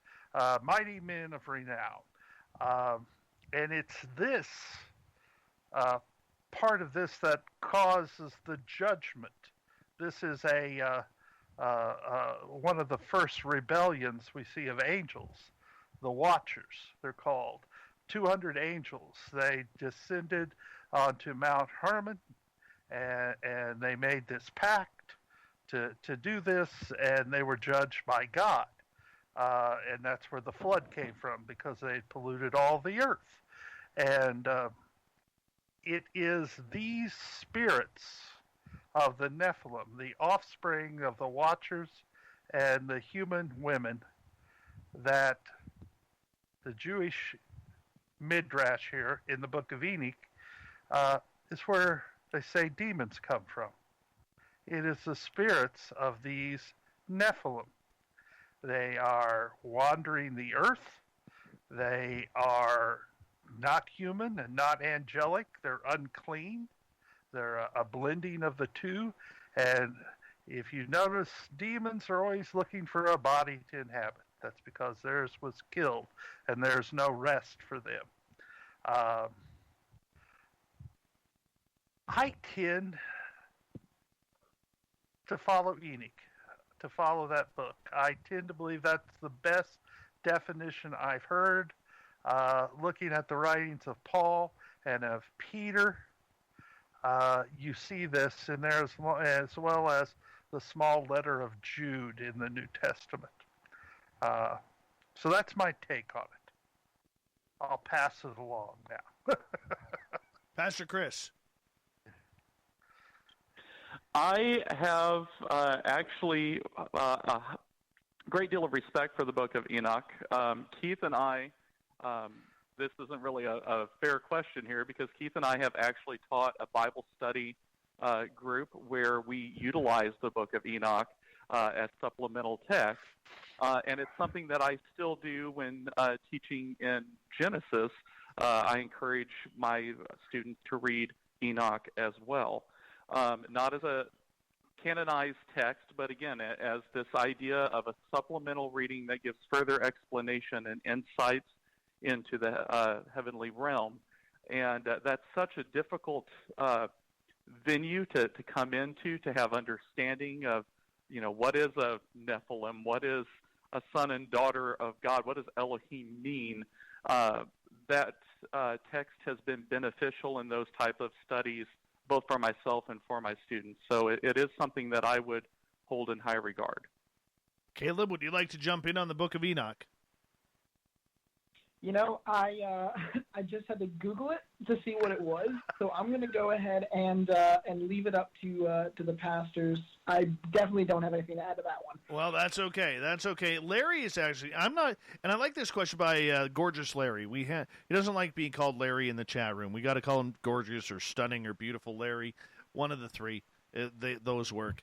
And I don't know if any of you gentlemen saw this latest weird story out of the Utah desert where they were counting bighorn sheep, but all of a sudden, out of the blue, they found this giant monolith, shiny steel monolith sticking out of the ground, and nobody seems to know how it got there. Are any of you familiar with this story? No, I haven't heard this one. Oh, well, we'll be saying it on the news tonight, but it's interesting. Go ahead, Chris. I was just going to say, I saw something about it pop up on my news feed, but I haven't had any time to look into it yet. But I did see a news alert for it. It is very weird. Well, you know what? I'll skip that question because we're going to move on. It's just a weird thing. Either some brilliant artist has built this in the middle of nowhere and keeping it nice and quiet, as a lot of artists do, which is, I think, is perfect, or it's aliens, because, I mean, it's got to be aliens, right? Could be Stanley Kubrick, but he's passed, so. Exactly. I was going to say it's 2020, so, All right. Are off. All right. Let's move on here as we continue on. There is a lot of hot topic about whether or not a lot of these experiences people are having with what they're claiming to be extraterrestrials. It's pretty morbid. Everything from anal probing to surgeries to taking people out of their beds at night. For the scientific side of everything, the argument that I hear a lot of people having, Chris, is the fact that we do it to animals. We've done it to rabbits and deer and dogs and cats and lions and giraffes, everything. We're pretty scientific and at times quite inhumane. And a lot of people equate that to, well, if extraterrestrials are here and they are running tests on humans, they're just treating us the same way we treat animals. But there's the flip side to this, where a lot of people believe this is some sort of demonic activity that is going on disguised as extraterrestrials, or maybe the extraterrestrials are a form of demonic beings that have been sent from the depths of hell. What is your opinion on this? I could see it in both perspectives, Dave. As far as testing on animals and doing all sorts of things, both humanely and inhumanely, we are definitely guilty of that in the human race. There's no question of that. And so if these, entities are viewing us in the same light, then that shouldn't be too big of a surprise for us.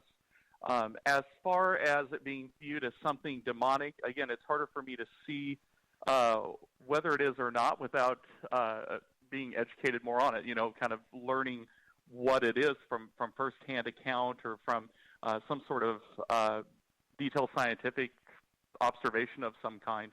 But I would say that roots back again to our unknown, something that has power, something that's taking power over us against our will in many cases from hearing different accounts, and doing very strange things to us that have nefarious purposes, it seems, or definitely aren't trying to bring us to anything that is good. And if we think about as anything coming from God would be to work together for our good, if we think about the words of Paul in the book of Romans there, and it's definitely not doing that, and it's something that's overpowering us and that we don't understand, even coming in, like you said, into our own beds at night, it's not a far jump to make, especially for some theological traditions to say, well, then if it's not of God, it must be of Satan or the demonic realm.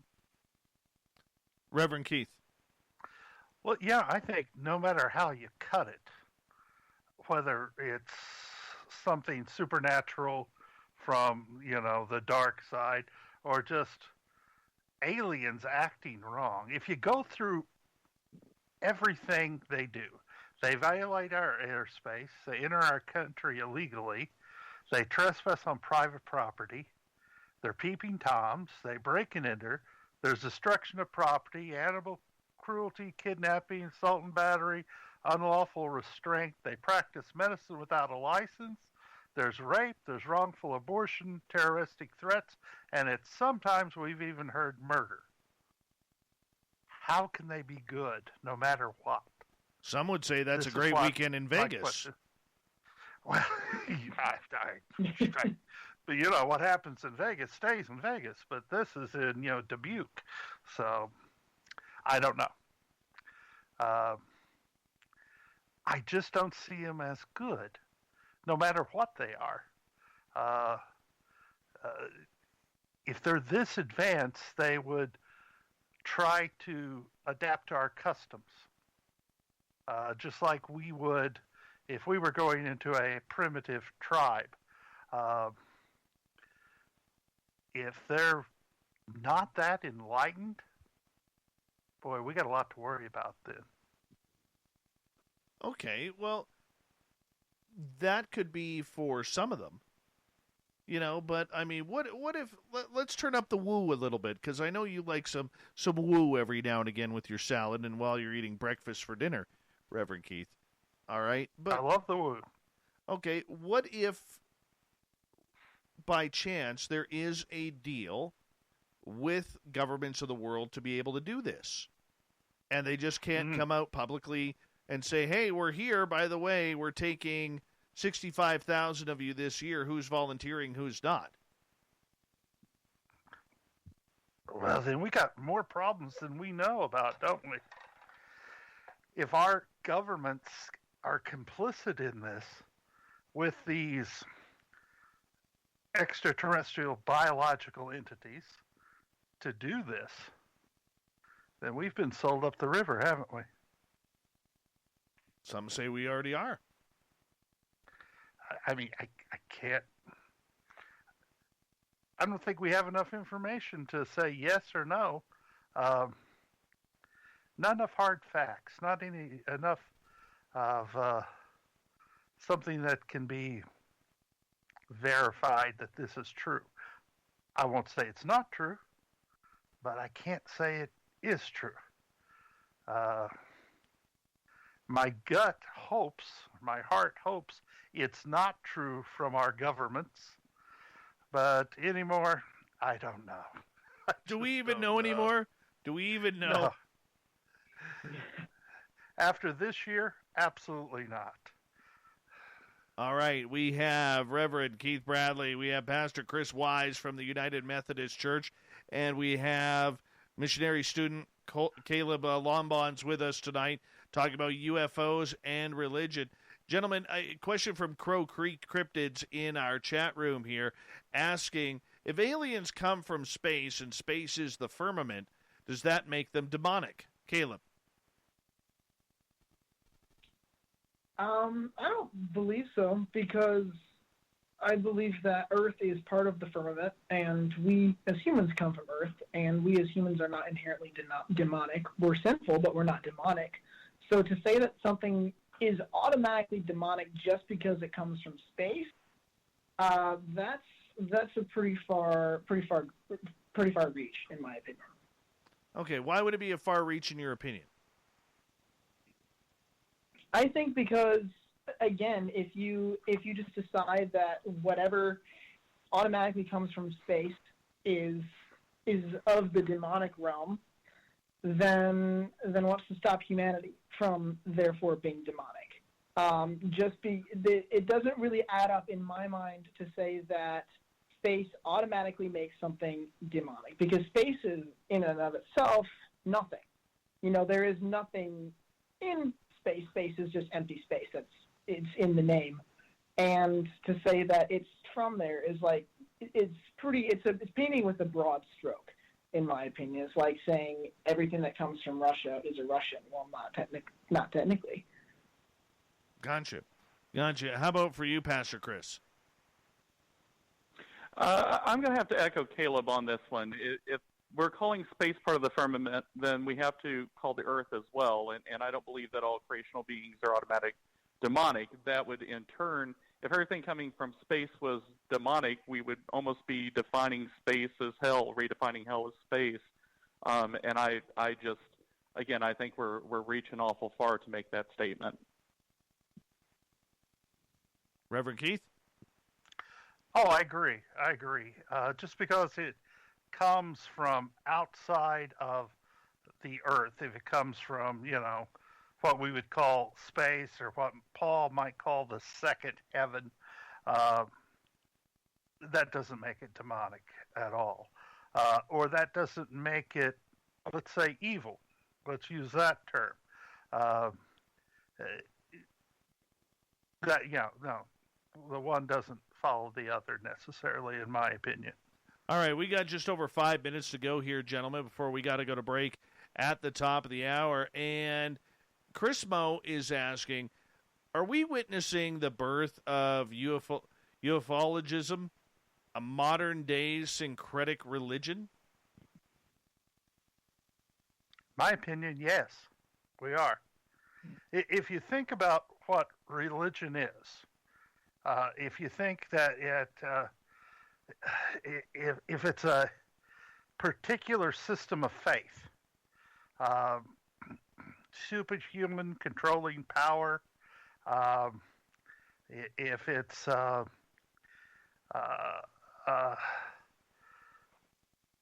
think you can see that a UFO type religion, and I've even joked before that you have your prophets, you have Jacques Vallée, you have all the other ones that have right. You read their books, not you. I'm using the you as us. We read their books, we quote their books, we get together and we debate in conferences. And the thing that made me really think it was a religion is we have schisms within the UFO community. If you don't believe the way I do, well, I don't want to have anything to do with you. You guys are wrong. You guys are bad. And I went, wow, that's religion. That's all religions. So I think, yeah, we could be very well on the verge of it. All right, but who leads that? Is it the scientific community, or is it, like these cults that we see who believe that that they gotta kill themselves in order to hop on the spaceship following Comet Hale-Bopp? No, the cults are the fringe groups. Those are like the religious fringe groups. And most religions come from a grassroots, a lot of times you'll get a great leader, say, Jesus or Buddha, or, though that'd be a little different, but yeah, and then let's take the Christianity. You have Jesus, and from Jesus, the 12 went out and spread the faith. It was a grassroots movement. And so you see that with the UFO.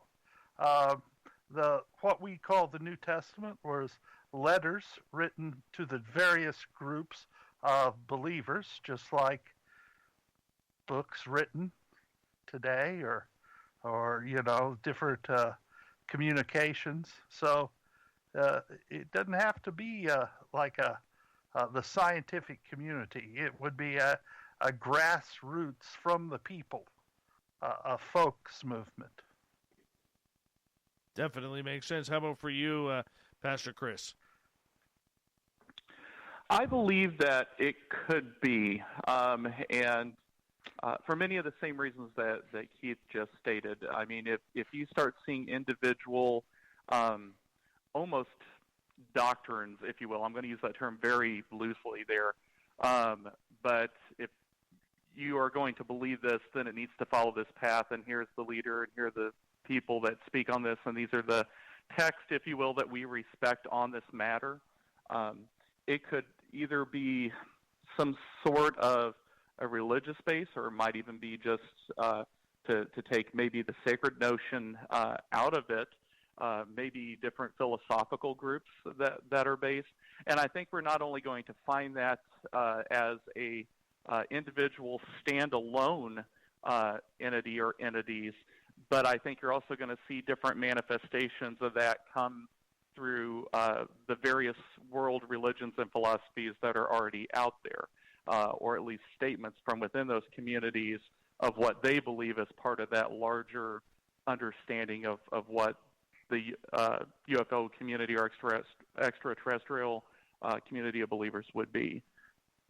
So do you think then, just out of curiosity, as we have just over about a minute and a half to go, do you think then, Pastor Chris, that, let's just say aliens announce themselves, do you see the religious communities, doesn't matter which faith you are a part of, actually coming together on this subject, trying to figure out what the doctrine is with it? There are some different religions that have already started having theological discussions on this, things such as the nature of if extraterrestrials do exist and they come, do they need to be redeemed or baptized? For example, the Roman Catholic Church, the Vatican, issued some documents on extraterrestrials and their need of redemption, or if they would need redemption through the church. That was publicized, I believe, I want to say in 2016, but it might even be a little bit older than that, and probably a quick Google search could find that. But as far as ecumenical councils coming together and working together, that happens between churches on a fairly normal basis, but whether we would be a unified front post those ontological arguments, I find that still hard to believe. I still think there would be differing beliefs and divisions, but I do believe that unified conversation would take place. We're getting some bad feedback from one of the lines here. I'm not sure who it is. Maybe it is you, Reverend Keith, there, if you made a shift or something. Caleb, I'm going to get you to answer that question and more when we come back. I apologize. I don't mean to sound like I'm ignoring you here, but I just, frankly, we're out of time until we got to go to break here in like 5.5 seconds. So you got to sit tight, my friend. I apologize. My fault. But, no worries. But the main thing is we got these gentlemen here for another 30 minutes on Spaced Out Radio as we are about to go into break and then on to hour number 3. Our guest tonight from the United Methodist Church, Pastors Keith Bradley and Chris Wise, and Missionary Student from Liberty University, Caleb Longbons. We'll continue UFOs and religion right after this on the mighty SOR.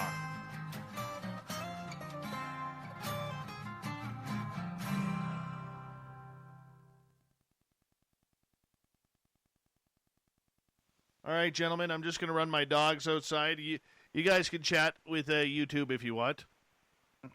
I'll be right back. All right, chat away. I'll be right back. Chris, one interesting thing that I wanted to mention. You brought up about the Catholic Church saying about whether or not aliens would need to be redeemed. I actually have a scripture talking about that in Romans 8:22 through 20 through 22. it says, "For the creation was subjected to futility, not willingly, but because of him who subjected it, in hope that the creation itself would be set free from its bondage to corruption and obtain the freedom of the glory of the children of God. For we know that the whole creation has been growing together in the pains of childbirth until now." What I think was interesting about that was the fact that I don't think that aliens can be redeemed, since God's plan of redemption is purely meant for Adam's bloodline and therefore for humanity. What's your opinion on that? I really am going along that line with you. Again, my idea of the Bible is it's the story of God and the story of us, right? It's our theological narrative of our relationship with God, who he is, who we are to him. So it really doesn't speak on anybody outside of our realm, other than obviously interactions with angelic beings and so on and so forth. On one of the documents that, and I can't remember which one this was, but from the Vatican that I remember reading, the astronomer that was quoted for the Vatican stated that he wasn't sure if they would need redeemed, because his argument was, I'm trying to pull this back from a couple of years of understanding here, but his thought was, if they were created, then they may have not chosen to fall. If they have free will like we do, maybe they decided to remain in Eden, and therefore they would not need to be redeemed. Maybe, in fact, they could be sent as missionaries to redeem us. And I thought that was a pretty wild statement from an official of the Roman Catholic Church. But right.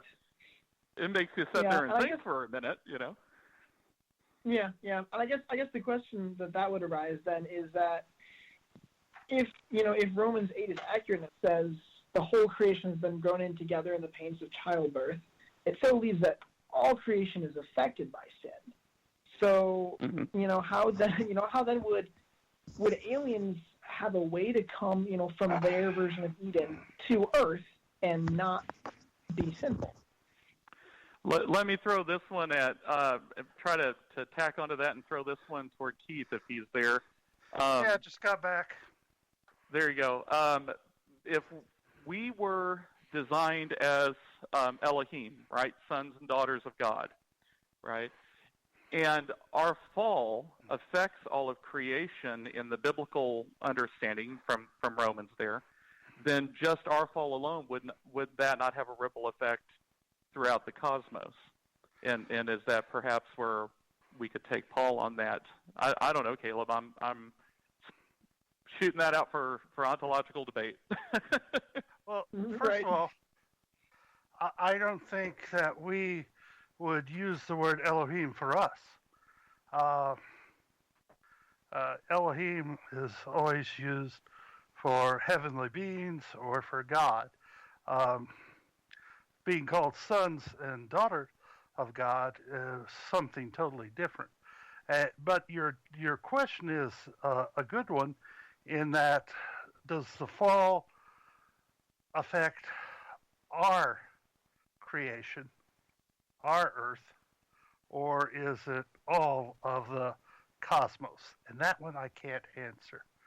I'd have to do some serious studying on that before I'd say, yes, it does, no, it doesn't. But it is an argument that is used, I don't know how this conversation started, but it is used against the possibility of extraterrestrial biological life. That's my take on getting in on half the conversation. So, no, that was good. I was maybe relating sons and daughters of God to Elohim lower E, but you think that would be inappropriate? Just shooting for idea there. I would, but once again, I never want to say yes without cracking on Logos and start looking up, a word study. Fair enough. I mean, definitely not capitalized, but no. I didn't know how you felt about lowercase. No, I don't think I'd even go with lowercase. I'm a capital letter kind of guy. Yeah, but you're Canadian, so true. True. I hear they eat breakfast for dinner in Toronto. Just saying. Well, Toronto's a different breed. I mean, most of those people hang out on Yonge Street waiting for the Stanley Cup parade that never happens. Right? Yeah, I realized if I could get to Toronto, it's only about 7.5 hours away from me. Well, I'm hoping to be speaking there at an event in October next year. So let's see where things go. All right, gentlemen, we have 30 seconds here. I want to say a big thank you to Justin, Jay Swope, Jennifer, and Fap for the amazing super chats tonight. I really do appreciate the huge support that we get for this show, the huge support from everybody in our chat rooms, as well as people who are buying some great shirts at facebook.com/the SOR Vault. And everybody who's given us a thumbs up and hit that subscribe button. I really do appreciate it. Here we go with Hour 3, everyone.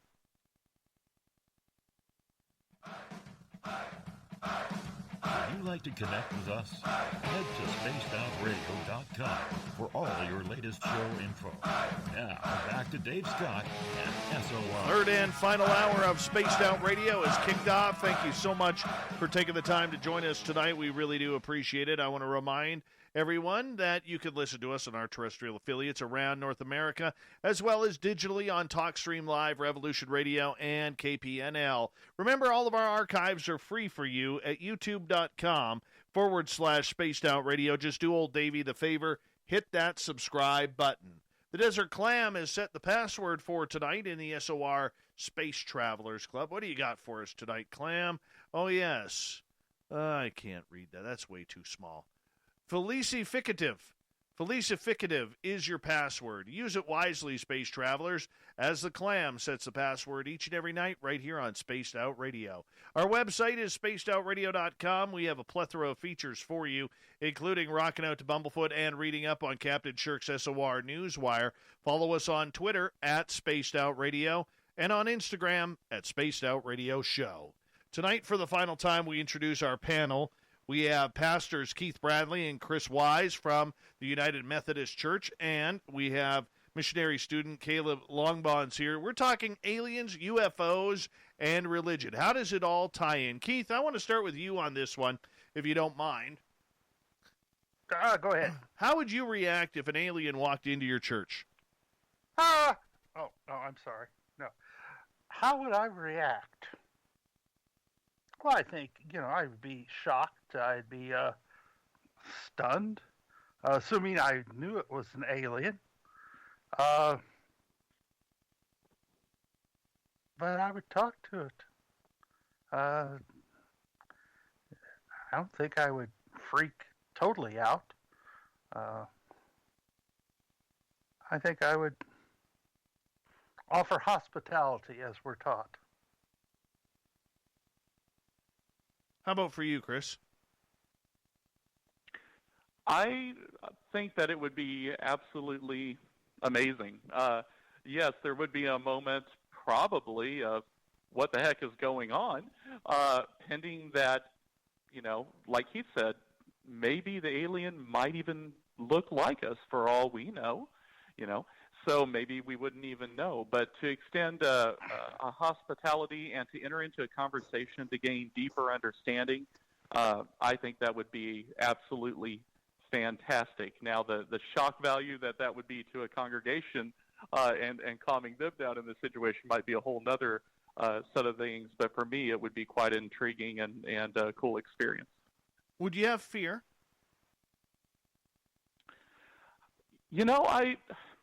I think it would be irresponsible of me to say no, because there is that element of the unknown. But I don't think it would be a panicked fear. I mean, unless it came in and was acting hostile. But at the same time, if an individual, that walked in off the street came in acting hostile, it would be an equal amount of fear. So as long as there was no hostility being shown and just an interest in being there or to have communication, I don't think it would be fear to the point of shutting down or acting out in some irrational manner. So you wouldn't run to the grocery store to load up on toilet paper? No, and for everyone listening, please stop doing that. How about for you, Caleb? You're sitting in class, and all of a sudden, Zerk, the Zeta Reticuli gray alien, walks in and says, "I'm here. Let's talk." What do you do? Man, let's have a conversation.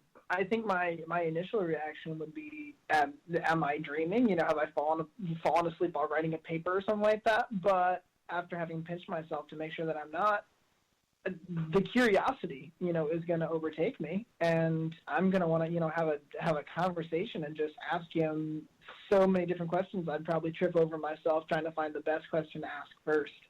But yeah, I think there'd be that first moment of probably a pang of panic, because it's something that I've never seen, at least in real life, before. But I think that's going to quickly give way just to just a sense of fascination and wonder with what the heck this thing is. All right, this is a good question coming from David in our chat room here. And Chris, let's start with you on this one. Do you believe it would be better if the government did not disclose UAP or UFOs as fact?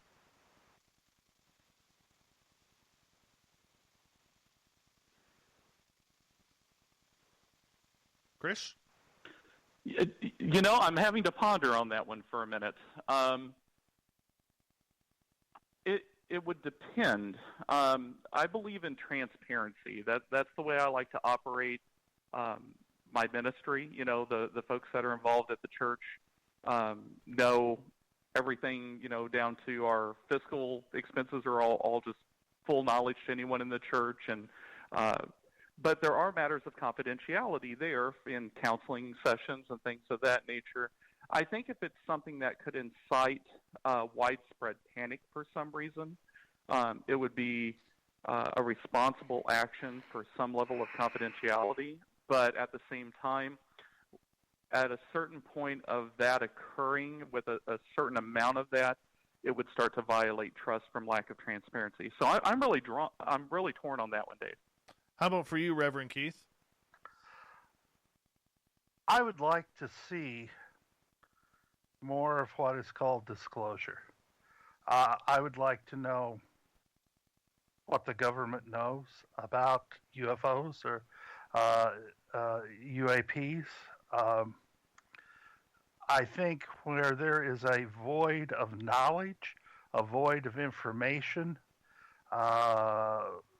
rumors can run wild. More times than not, they're worse than the truth. Let's hope it is in that case.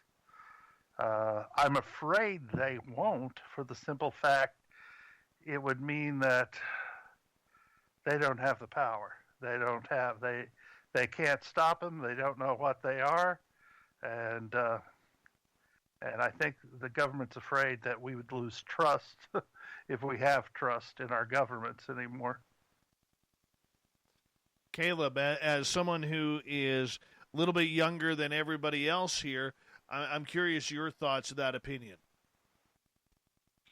I'm gonna agree with Keith on this one and say, as an American, our government is by the people for the people. So I think I would like to see them trust the people. If they had information, especially information that could, affect citizens, saying there are aliens out there, there are, extraterrestrials, these are UFOs, as you're saying, because it's above our homes and above our towns and above us and affecting us.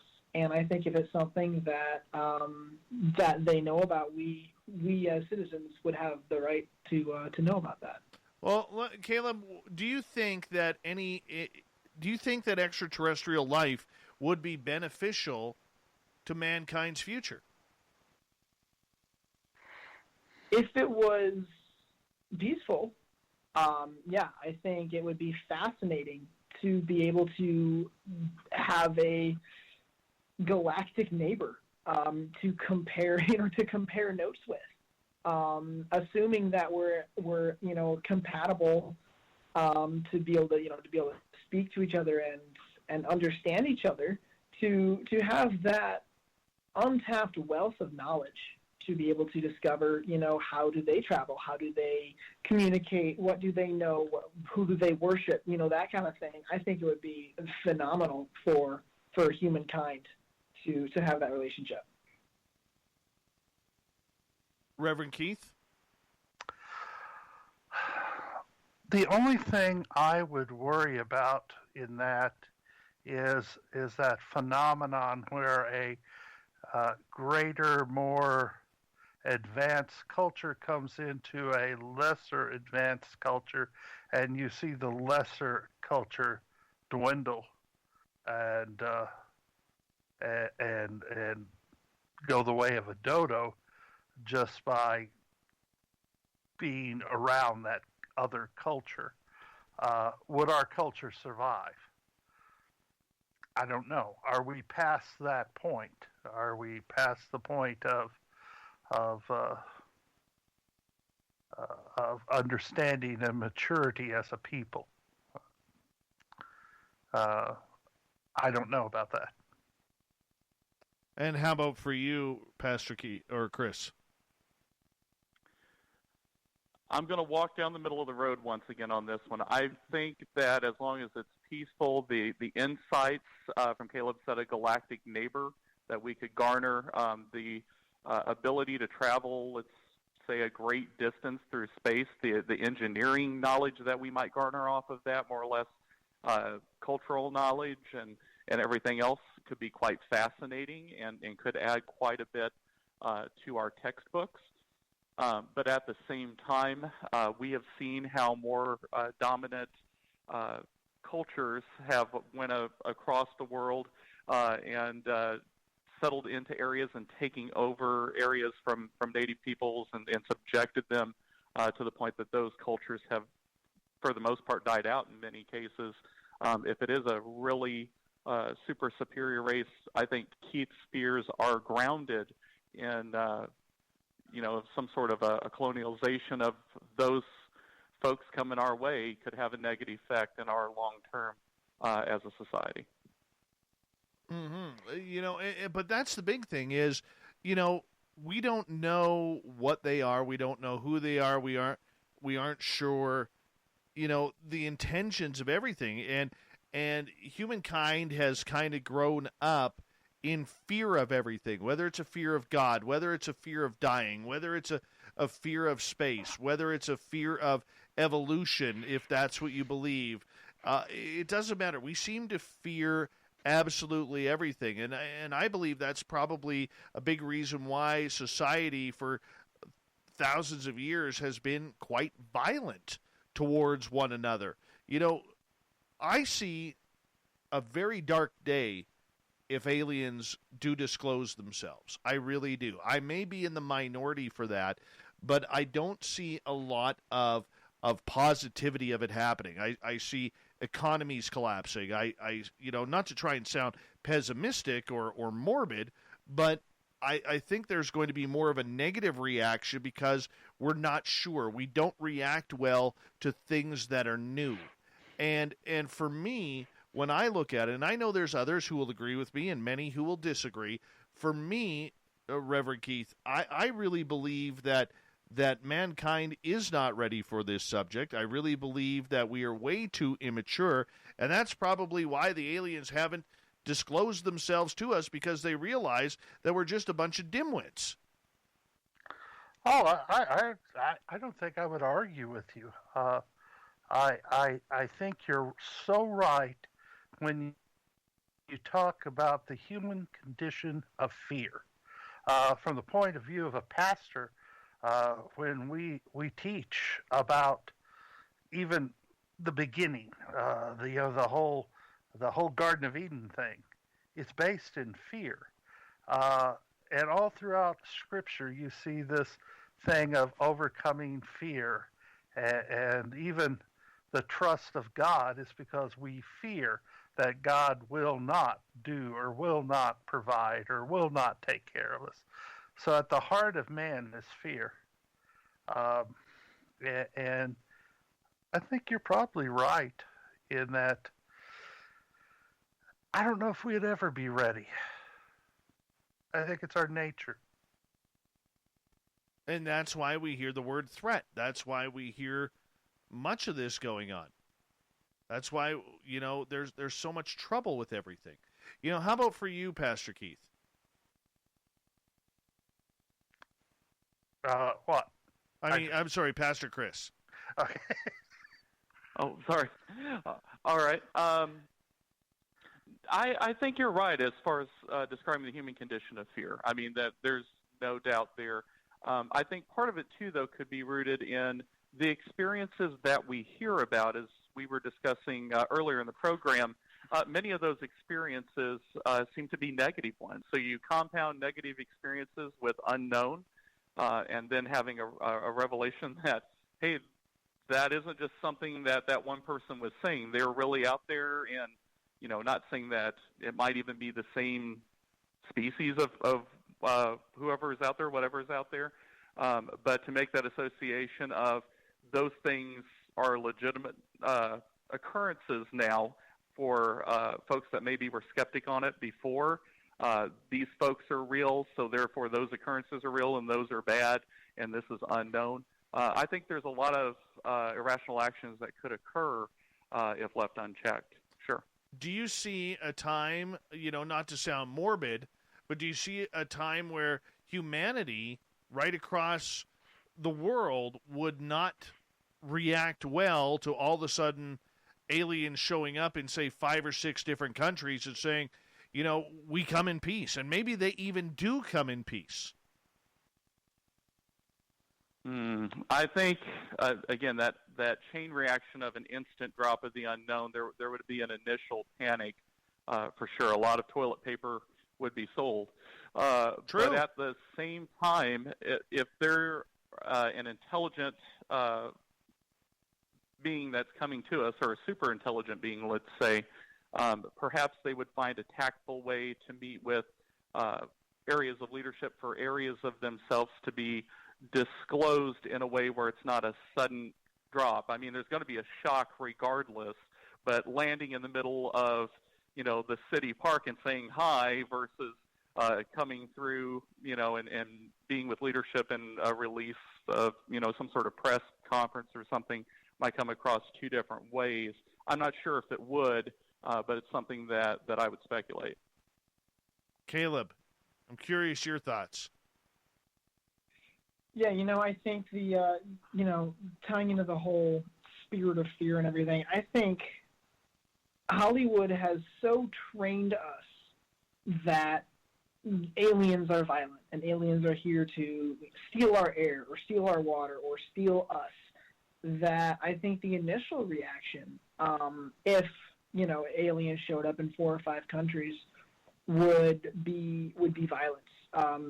Would be attempting to get rid of them, because we're, at least my generation, is so sensitized to be afraid of aliens. But I would like to think, like Pastor Chris was saying, that an alien race that is advanced enough to conduct interstellar travel and to reach out to us on Earth would have the mindset to approach our leadership first, and have a more calm way to reach out to us, as opposed to just, like you said, dropping down in the city park and saying, hey. That would be the hope, that would be the expectation, but, it's all hypotheticals. And that's the tough part. I mean, and it still comes down to it, how would we react? And that's the human nature of it all, Reverend Keith, is how would we react to all of this? Well, how do we react when we feel that there is, and I don't want to get political at all, but we got too many immigrants of a certain race or religion come in? Yeah, I mean, and I see where you're going with that, and we take offense. We don't like change. Yeah. And unfortunately, I think that's where we're being schooled by a lot of younger, smarter, open-minded generations. We fear the other. Yes. Whatever that other is. And that can apply both to uh, race. It can be applied to religion, and of course, it would have to apply to an extraterrestrial, the ultimate other. Mm-hmm. Davis brings up a good point in the chat room here, Reverend Keith. He says change cannot be stopped. No, that is absolutely the truth. Change will come. It's the nature of life. Change comes. We live second by second, and each second is a change. So change will come. Chris, what about what Caleb said earlier, just a few moments ago, regarding that we as a society need to be able to move forward. We need to be able to find acceptance. We need to be able to try and make things work for us, even though it may be like putting a round peg into a square hole. How do we find that balance between humanity and believing that not all change is scary? I think a lot of it has to do with education and transparency. It really does. I mean, we act out more against things that are more unknown to us, but if we try to gather as much information as we can, then they become a little less unknown. Like Keith said, change is imminent. Change is going to occur. Transition and adaptation is a part of human life. It's a part of cultural life and existence. This would be that on some sort of a grander scale, because it's a major shift. It would be a major shift of understanding and relation and everything else. But I think the very best means to move toward a more rational reaction is as much education about them or whatever the case may be. I think the more information we have, the more transparency with the information we have, rather than just kind of shooting in the dark, if you will, the better our long-term reaction and adaptations will be. Do we survive? We got 90 seconds left, and I want to get all three of you in here. Can we survive as humanity in knowing that extraterrestrials may be here? We can survive. I believe will we survive. can. Well, the good part. I believe we definitely would. Well, the good part about it is we do know one thing, and that's how to fight. That's what we do know. We just need. Unfortunately. I hear you. I hear you there. And gentlemen, as we start to wind this thing down, I want to say I am very appreciative to have had this conversation with you three tonight. It has been a lot of fun, a lot of learning, and this is a subject that makes a lot of people uncomfortable. It really does, but I think you guys handled yourselves well. Well, thank you, Dave. I always enjoy it. Absolutely, and thank you, Pastor Chris, for joining us as well. Thank you for having me, Dave. It has been a lot of fun, and I've really enjoyed our conversation tonight. Me too. And Caleb, anytime you want to talk aliens, I know a guy who would like to do that with you, man. I appreciate you having me on, Dave. I've got a whole laundry list of notes here of stuff that I got to research. So sounds like I'm only just beginning on this topic. Well, you know what? If you need any help, you make sure that you get a hold of us, and we'll definitely let you know. Gentlemen, you sit tight. I'm going to take this thing to break here. We want to say a big thank you from the United Methodist Church, Pastors Keith Bradley and Chris Wise, along with Liberty University student Caleb Longbons. Coming up next on Spaced Out Radio, we're going to round third. We're going to head for home with the SOR News Wire and the Thought of the Dave. Stay tuned. Spaced Out Radio coming up next.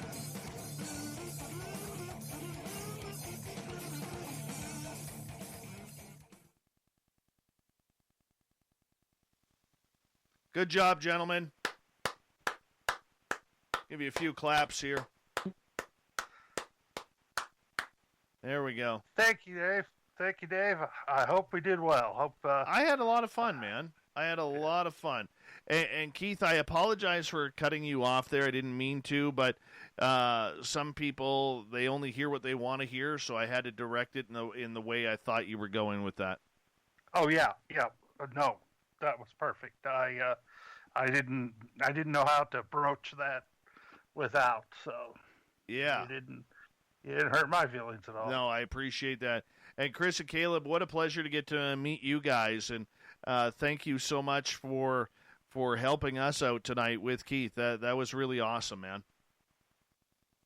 Hey man, thanks for having me on. I really, really enjoyed it. This is the first time I've done something like this, but no, it was great. Yeah, this was a lot of fun. I really appreciated it. It was a good time. I appreciate you guys, and what we will do is we will talk to you guys very soon. I got to go get ready for the news here, but thank you, gentlemen. Really appreciate all of you and appreciate your time. Okay, catch you later, Dave. Take care, guys. Yep, thank you. Have a good night. Thanks, guys. I enjoyed that show. I did. You know, it was something different, still on topic, and we listened.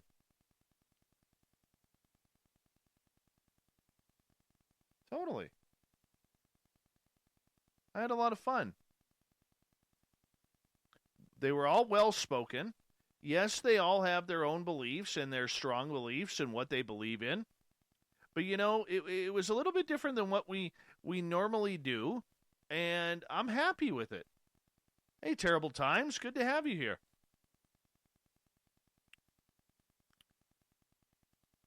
Yeah. You guys might see Reverend Keith jump in the chat room. He sounded pretty tired there near the end. But, you know, the one thing about it is, you know, like Davis, you're saying religion can sometimes hinder your logic. I thought so. So I agree with that a lot too. But I think they did a great job at trying to separate their religious beliefs from their personal beliefs and the potential beliefs. And that's all we can really ask, you know. That's all we can really ask. I got big hair today. Holy cow. Maybe it's just my head that looks big. Holy cow.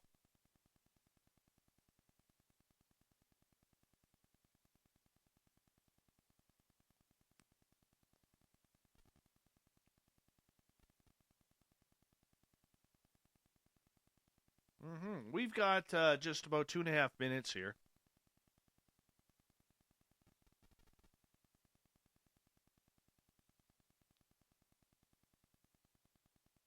No, that ain't a big brain. That's just, oh, goodness.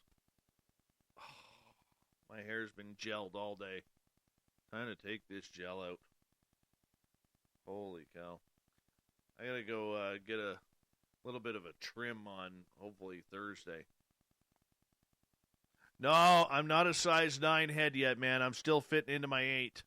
I am still fitting into my 8.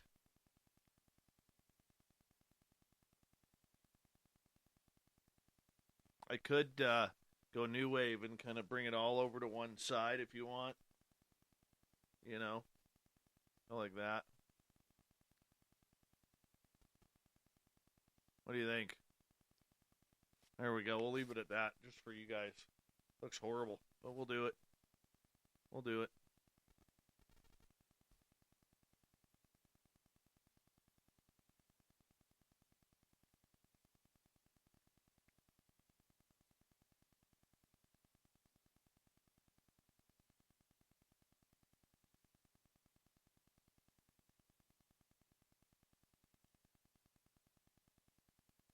I had a lot of fun with that. A lot of fun with that. I am not shaving my beard. I thought you liked my beard, Nicole Sakic. This could be potentially hurting my feelings right now.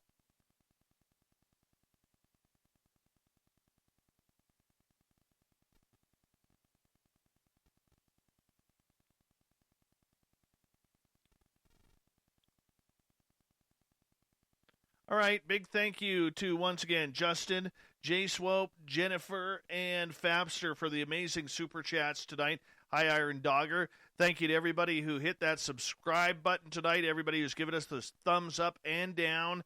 And don't forget, you can do a little shopping at the SOR Vault, facebook.com/the SOR Vault. Here we go.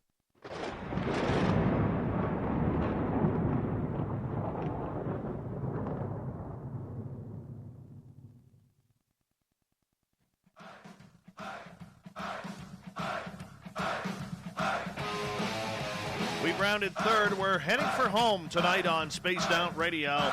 My name is Dave Scott. Thank you so much for taking the time to join us tonight. Really do appreciate earning your listening ears. I want to remind you that if you've missed most of this show or others, check out our free archives by going to youtube.com/Spaced Out Radio. Do me the favor, hit that subscribe button. Our website is spacedoutradio.com.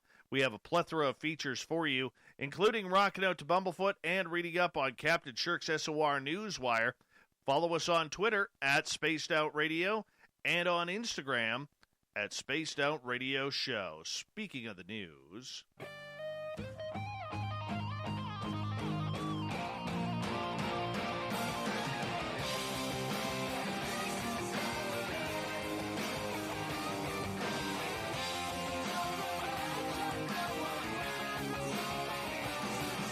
the news is always changing, which is why we bring you the SOR Newswire at the back end of every show, where we get to the weird, the strange, the wacky, and sometimes the dangerous.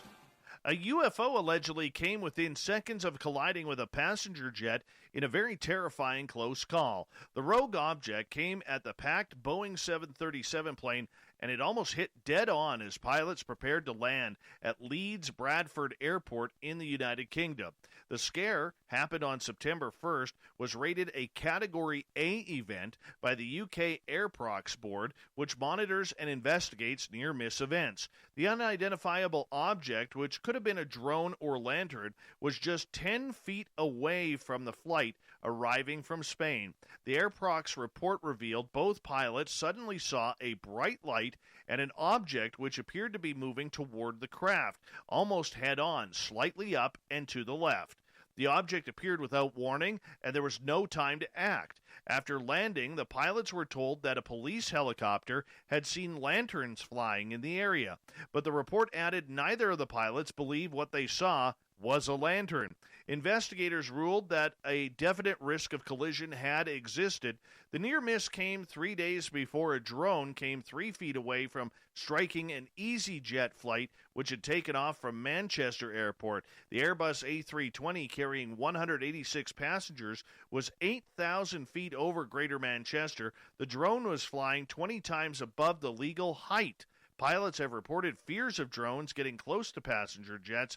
There have been more than 400 incidents in the past 5 years. Was it UFOs? Was it a drone? I'm curious your thoughts. Sex Pistols star John Lydon, also known as Johnny Rotten, has revealed a pretty embarrassing happening. Yeah, he was bitten on his penis by a flea after he rescued some squirrels. The 64-year-old said he has flea bites in several parts of his body after he befriended some squirrels hanging out around his house in Venice Beach, California. Lydon says he doesn't want to blame the poor squirrels and has been liberally applying Vaseline to ease his itchiness. The bites, wow. Last night was murder because of it. The itching, too, it's such a poxy thing to get caught out on. The only way around it, because I'm not going to blame the poor little squirrels, is to Vaseline my legs, he said. I just hope they don't get the wrong idea. The Sex Pistols frontman has opened the door to the wildlife that surrounds his U.S. home and says he's been spending a lot of money keeping his squirrel friends well fed. I am determined to keep the squirrel friends independent, you know. There's no petting. If they want to nudge up, that's fine, but I know it's for a peanut and not because I'm lovely. He wrote in his new book, I could be wrong, I could be right. Wow, do they love me, the food I buy for them? I'm definitely spending a lot of money on these little things. Yeah. Horrible. You don't want to get bit there.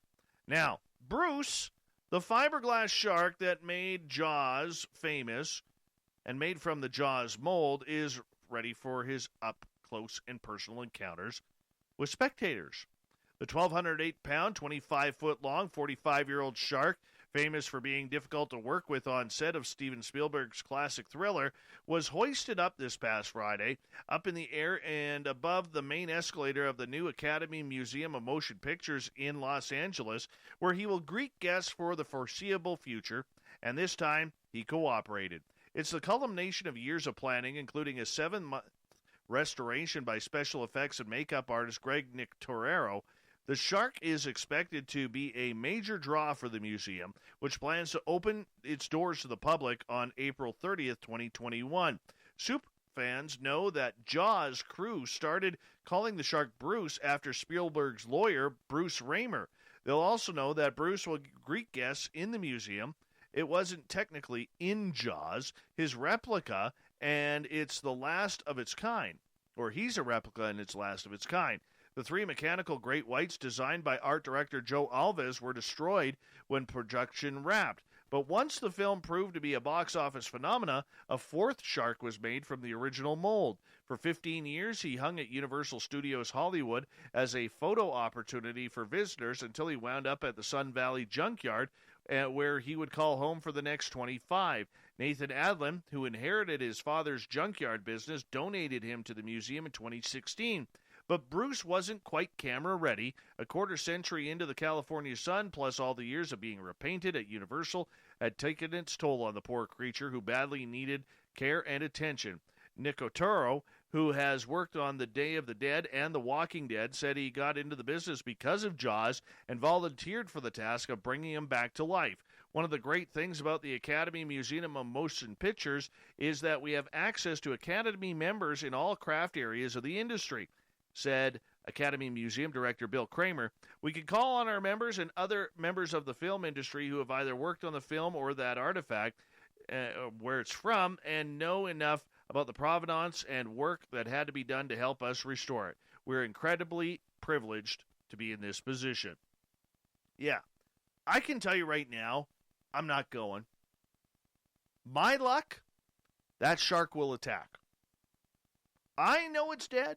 I know it's a robot. I know it's hanging there. I know it's stagnant. I know it's not alive. But for that one brief moment, when I walk through those doors, if I were to, oh, all hell would break loose. Yeah, I know that shark would come alive. I totally know that. Not going. Not one bit. Police in North Carolina say a woman was arrested and charged with striking another woman with a baseball bat at a Walmart. And no, this happened in North Carolina, not Florida. What's going on here? The Burlington Police Department said in a news release that officers were called last Wednesday afternoon to the store in response to reports of an assault. The news release said the officers located the woman who had been struck with the baseball bat and had non-life-threatening injuries. Witnesses say the woman who was struck was left bloody and appeared to have been attacked without provocation as she was walking. Other shoppers and employees came to the woman's aid. The police news release said the victim and suspect didn't appear to know each other, and the motive for the attack was unclear. The suspect, 31-year-old Candace Coles, was charged with felony assault with a deadly weapon, inflicting serious injury, and was being held at a local jail. A lawyer representing Coles didn't immediately respond to an email seeking comment, but there were major slow-pitch teams in the mixed variety looking for a new cleanup hitter. I added that in. I don't know if you noticed that or not. Here's a cool story.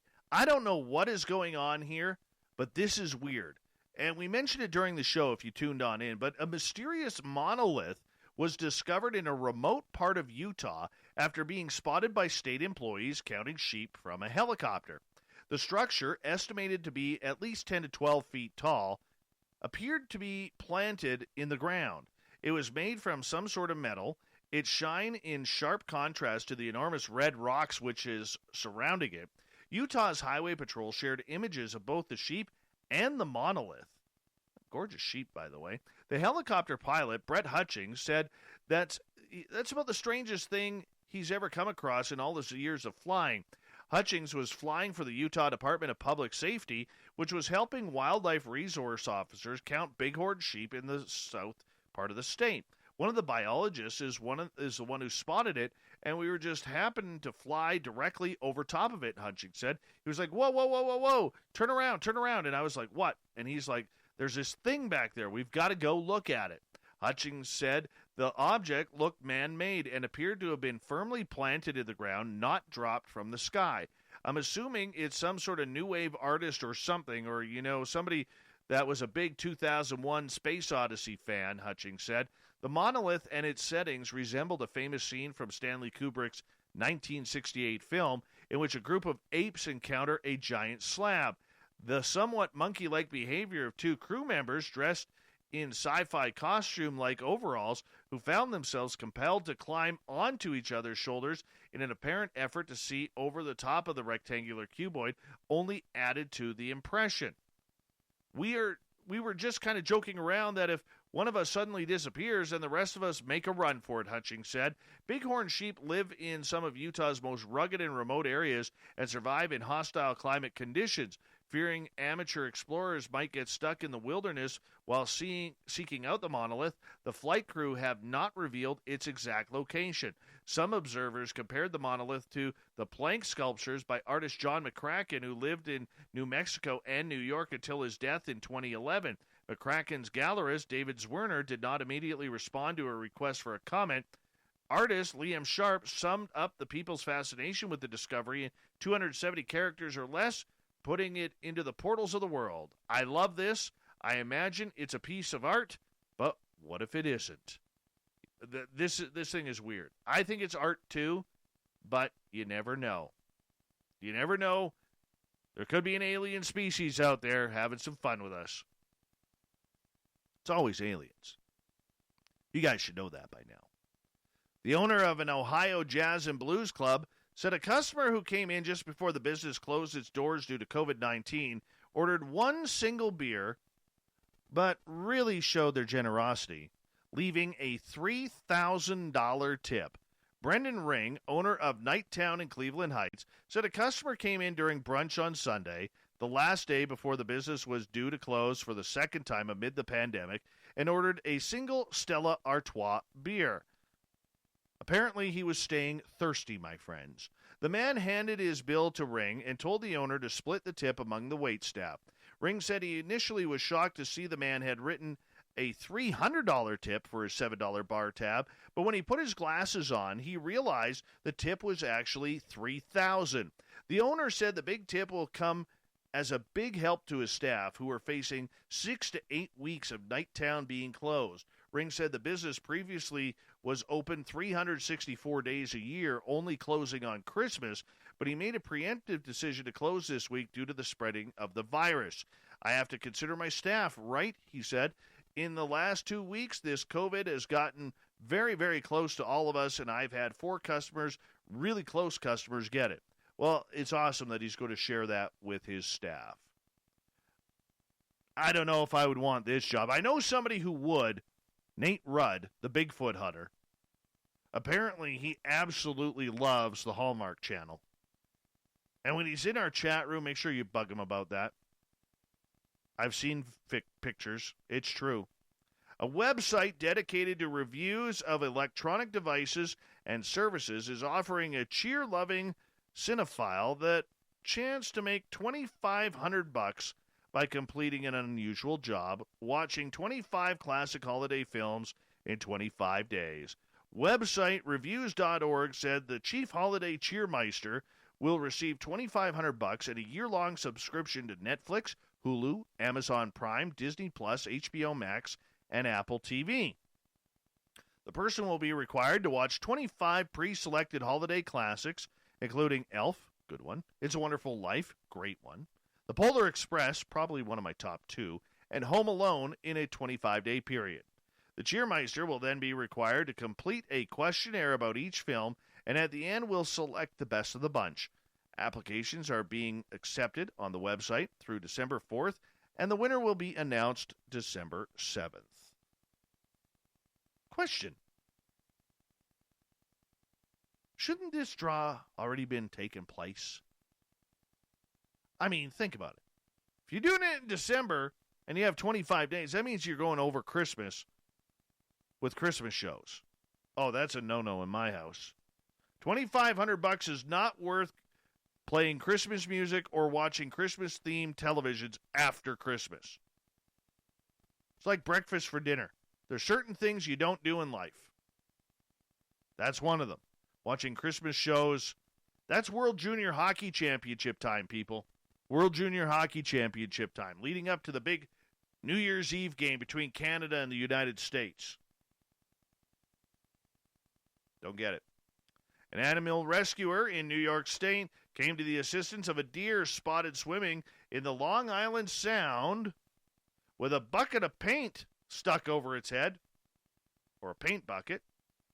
Floridia said he initially tried, or I missed that one. Sorry. Frank Floridia from the Strong Island Animal Rescue League responded to the scene near Port Jefferson.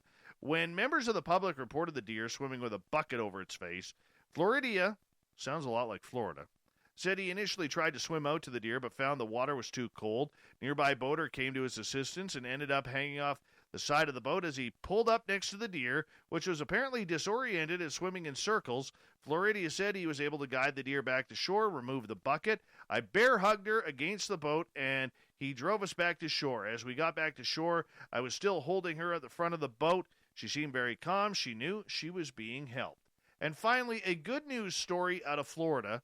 A man, Florida man, actually not getting in trouble, but helping someone after he rescued his puppy from the jaws of an alligator diving under the water and wrestling the reptile, all without dropping the cigar in his mouth.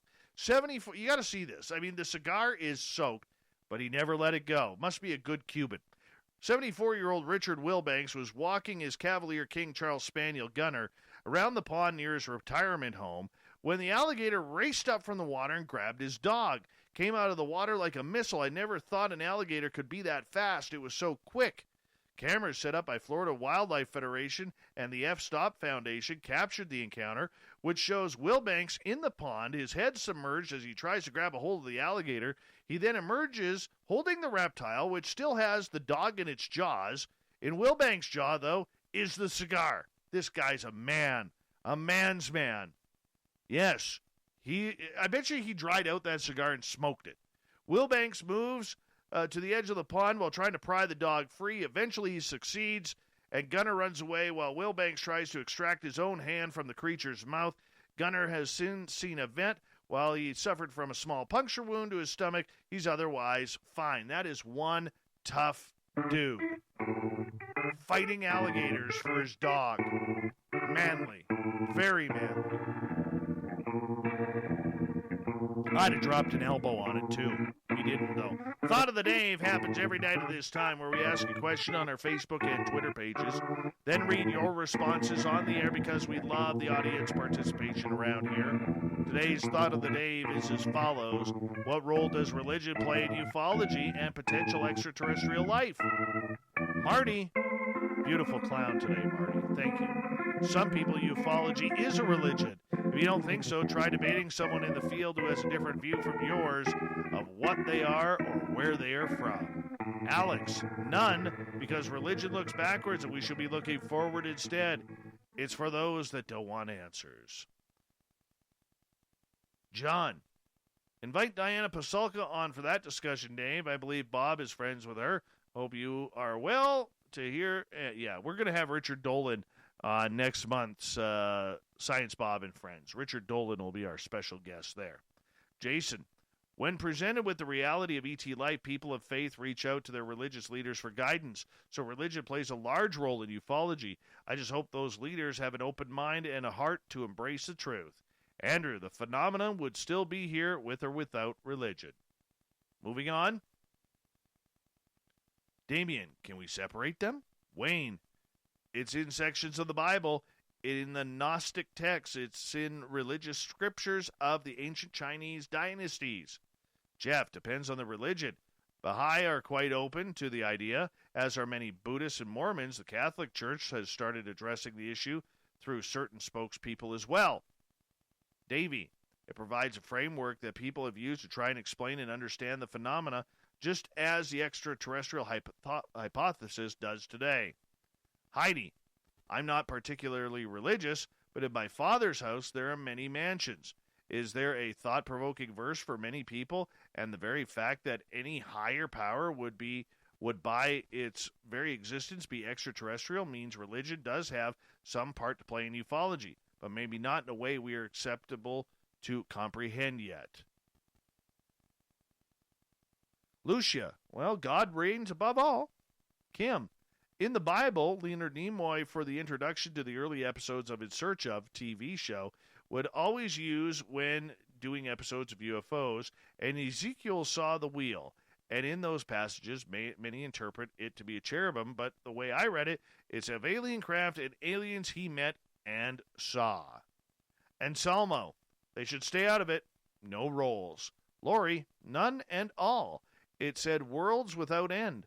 If you look at the human brain and big wide universe and how it works, it's like we're a giant brain and some master engineering it. Uncle Dale and his power stash. An American cosmic tenured professor, Diana Pasulka, makes a strong case that many people in the UFO experiencer and enthusiast community are practicing a religion. It's a fascinating read.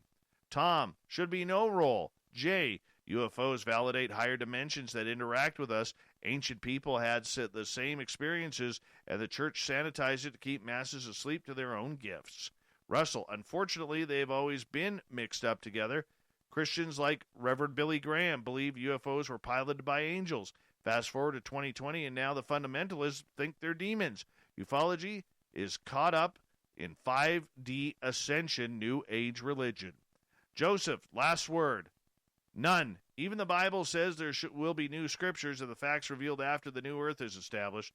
Not sure I remember that one. Let's go with Cable Guy Matt as the last word. What else would early man call beings that came from the sky with crazy technology? Thank you to everybody participating in the Thought of the Dave. We will do it all again tomorrow night.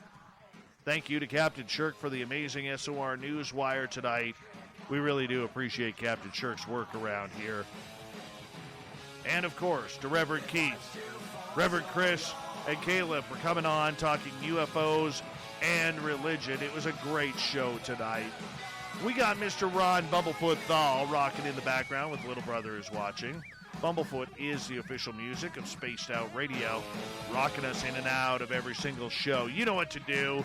Get your horns up for the guitar god himself. Special thanks to everybody listening in at home, in your cars, at work, wherever you may be.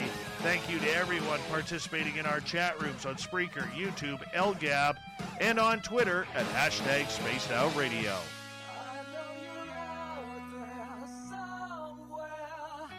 Remember, this show is copyright by Spaced Out Radio and SOR Media Ventures Limited.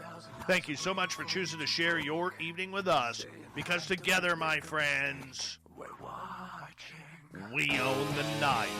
Mr. Bumblefoot, we need a favor. We need you to take us home.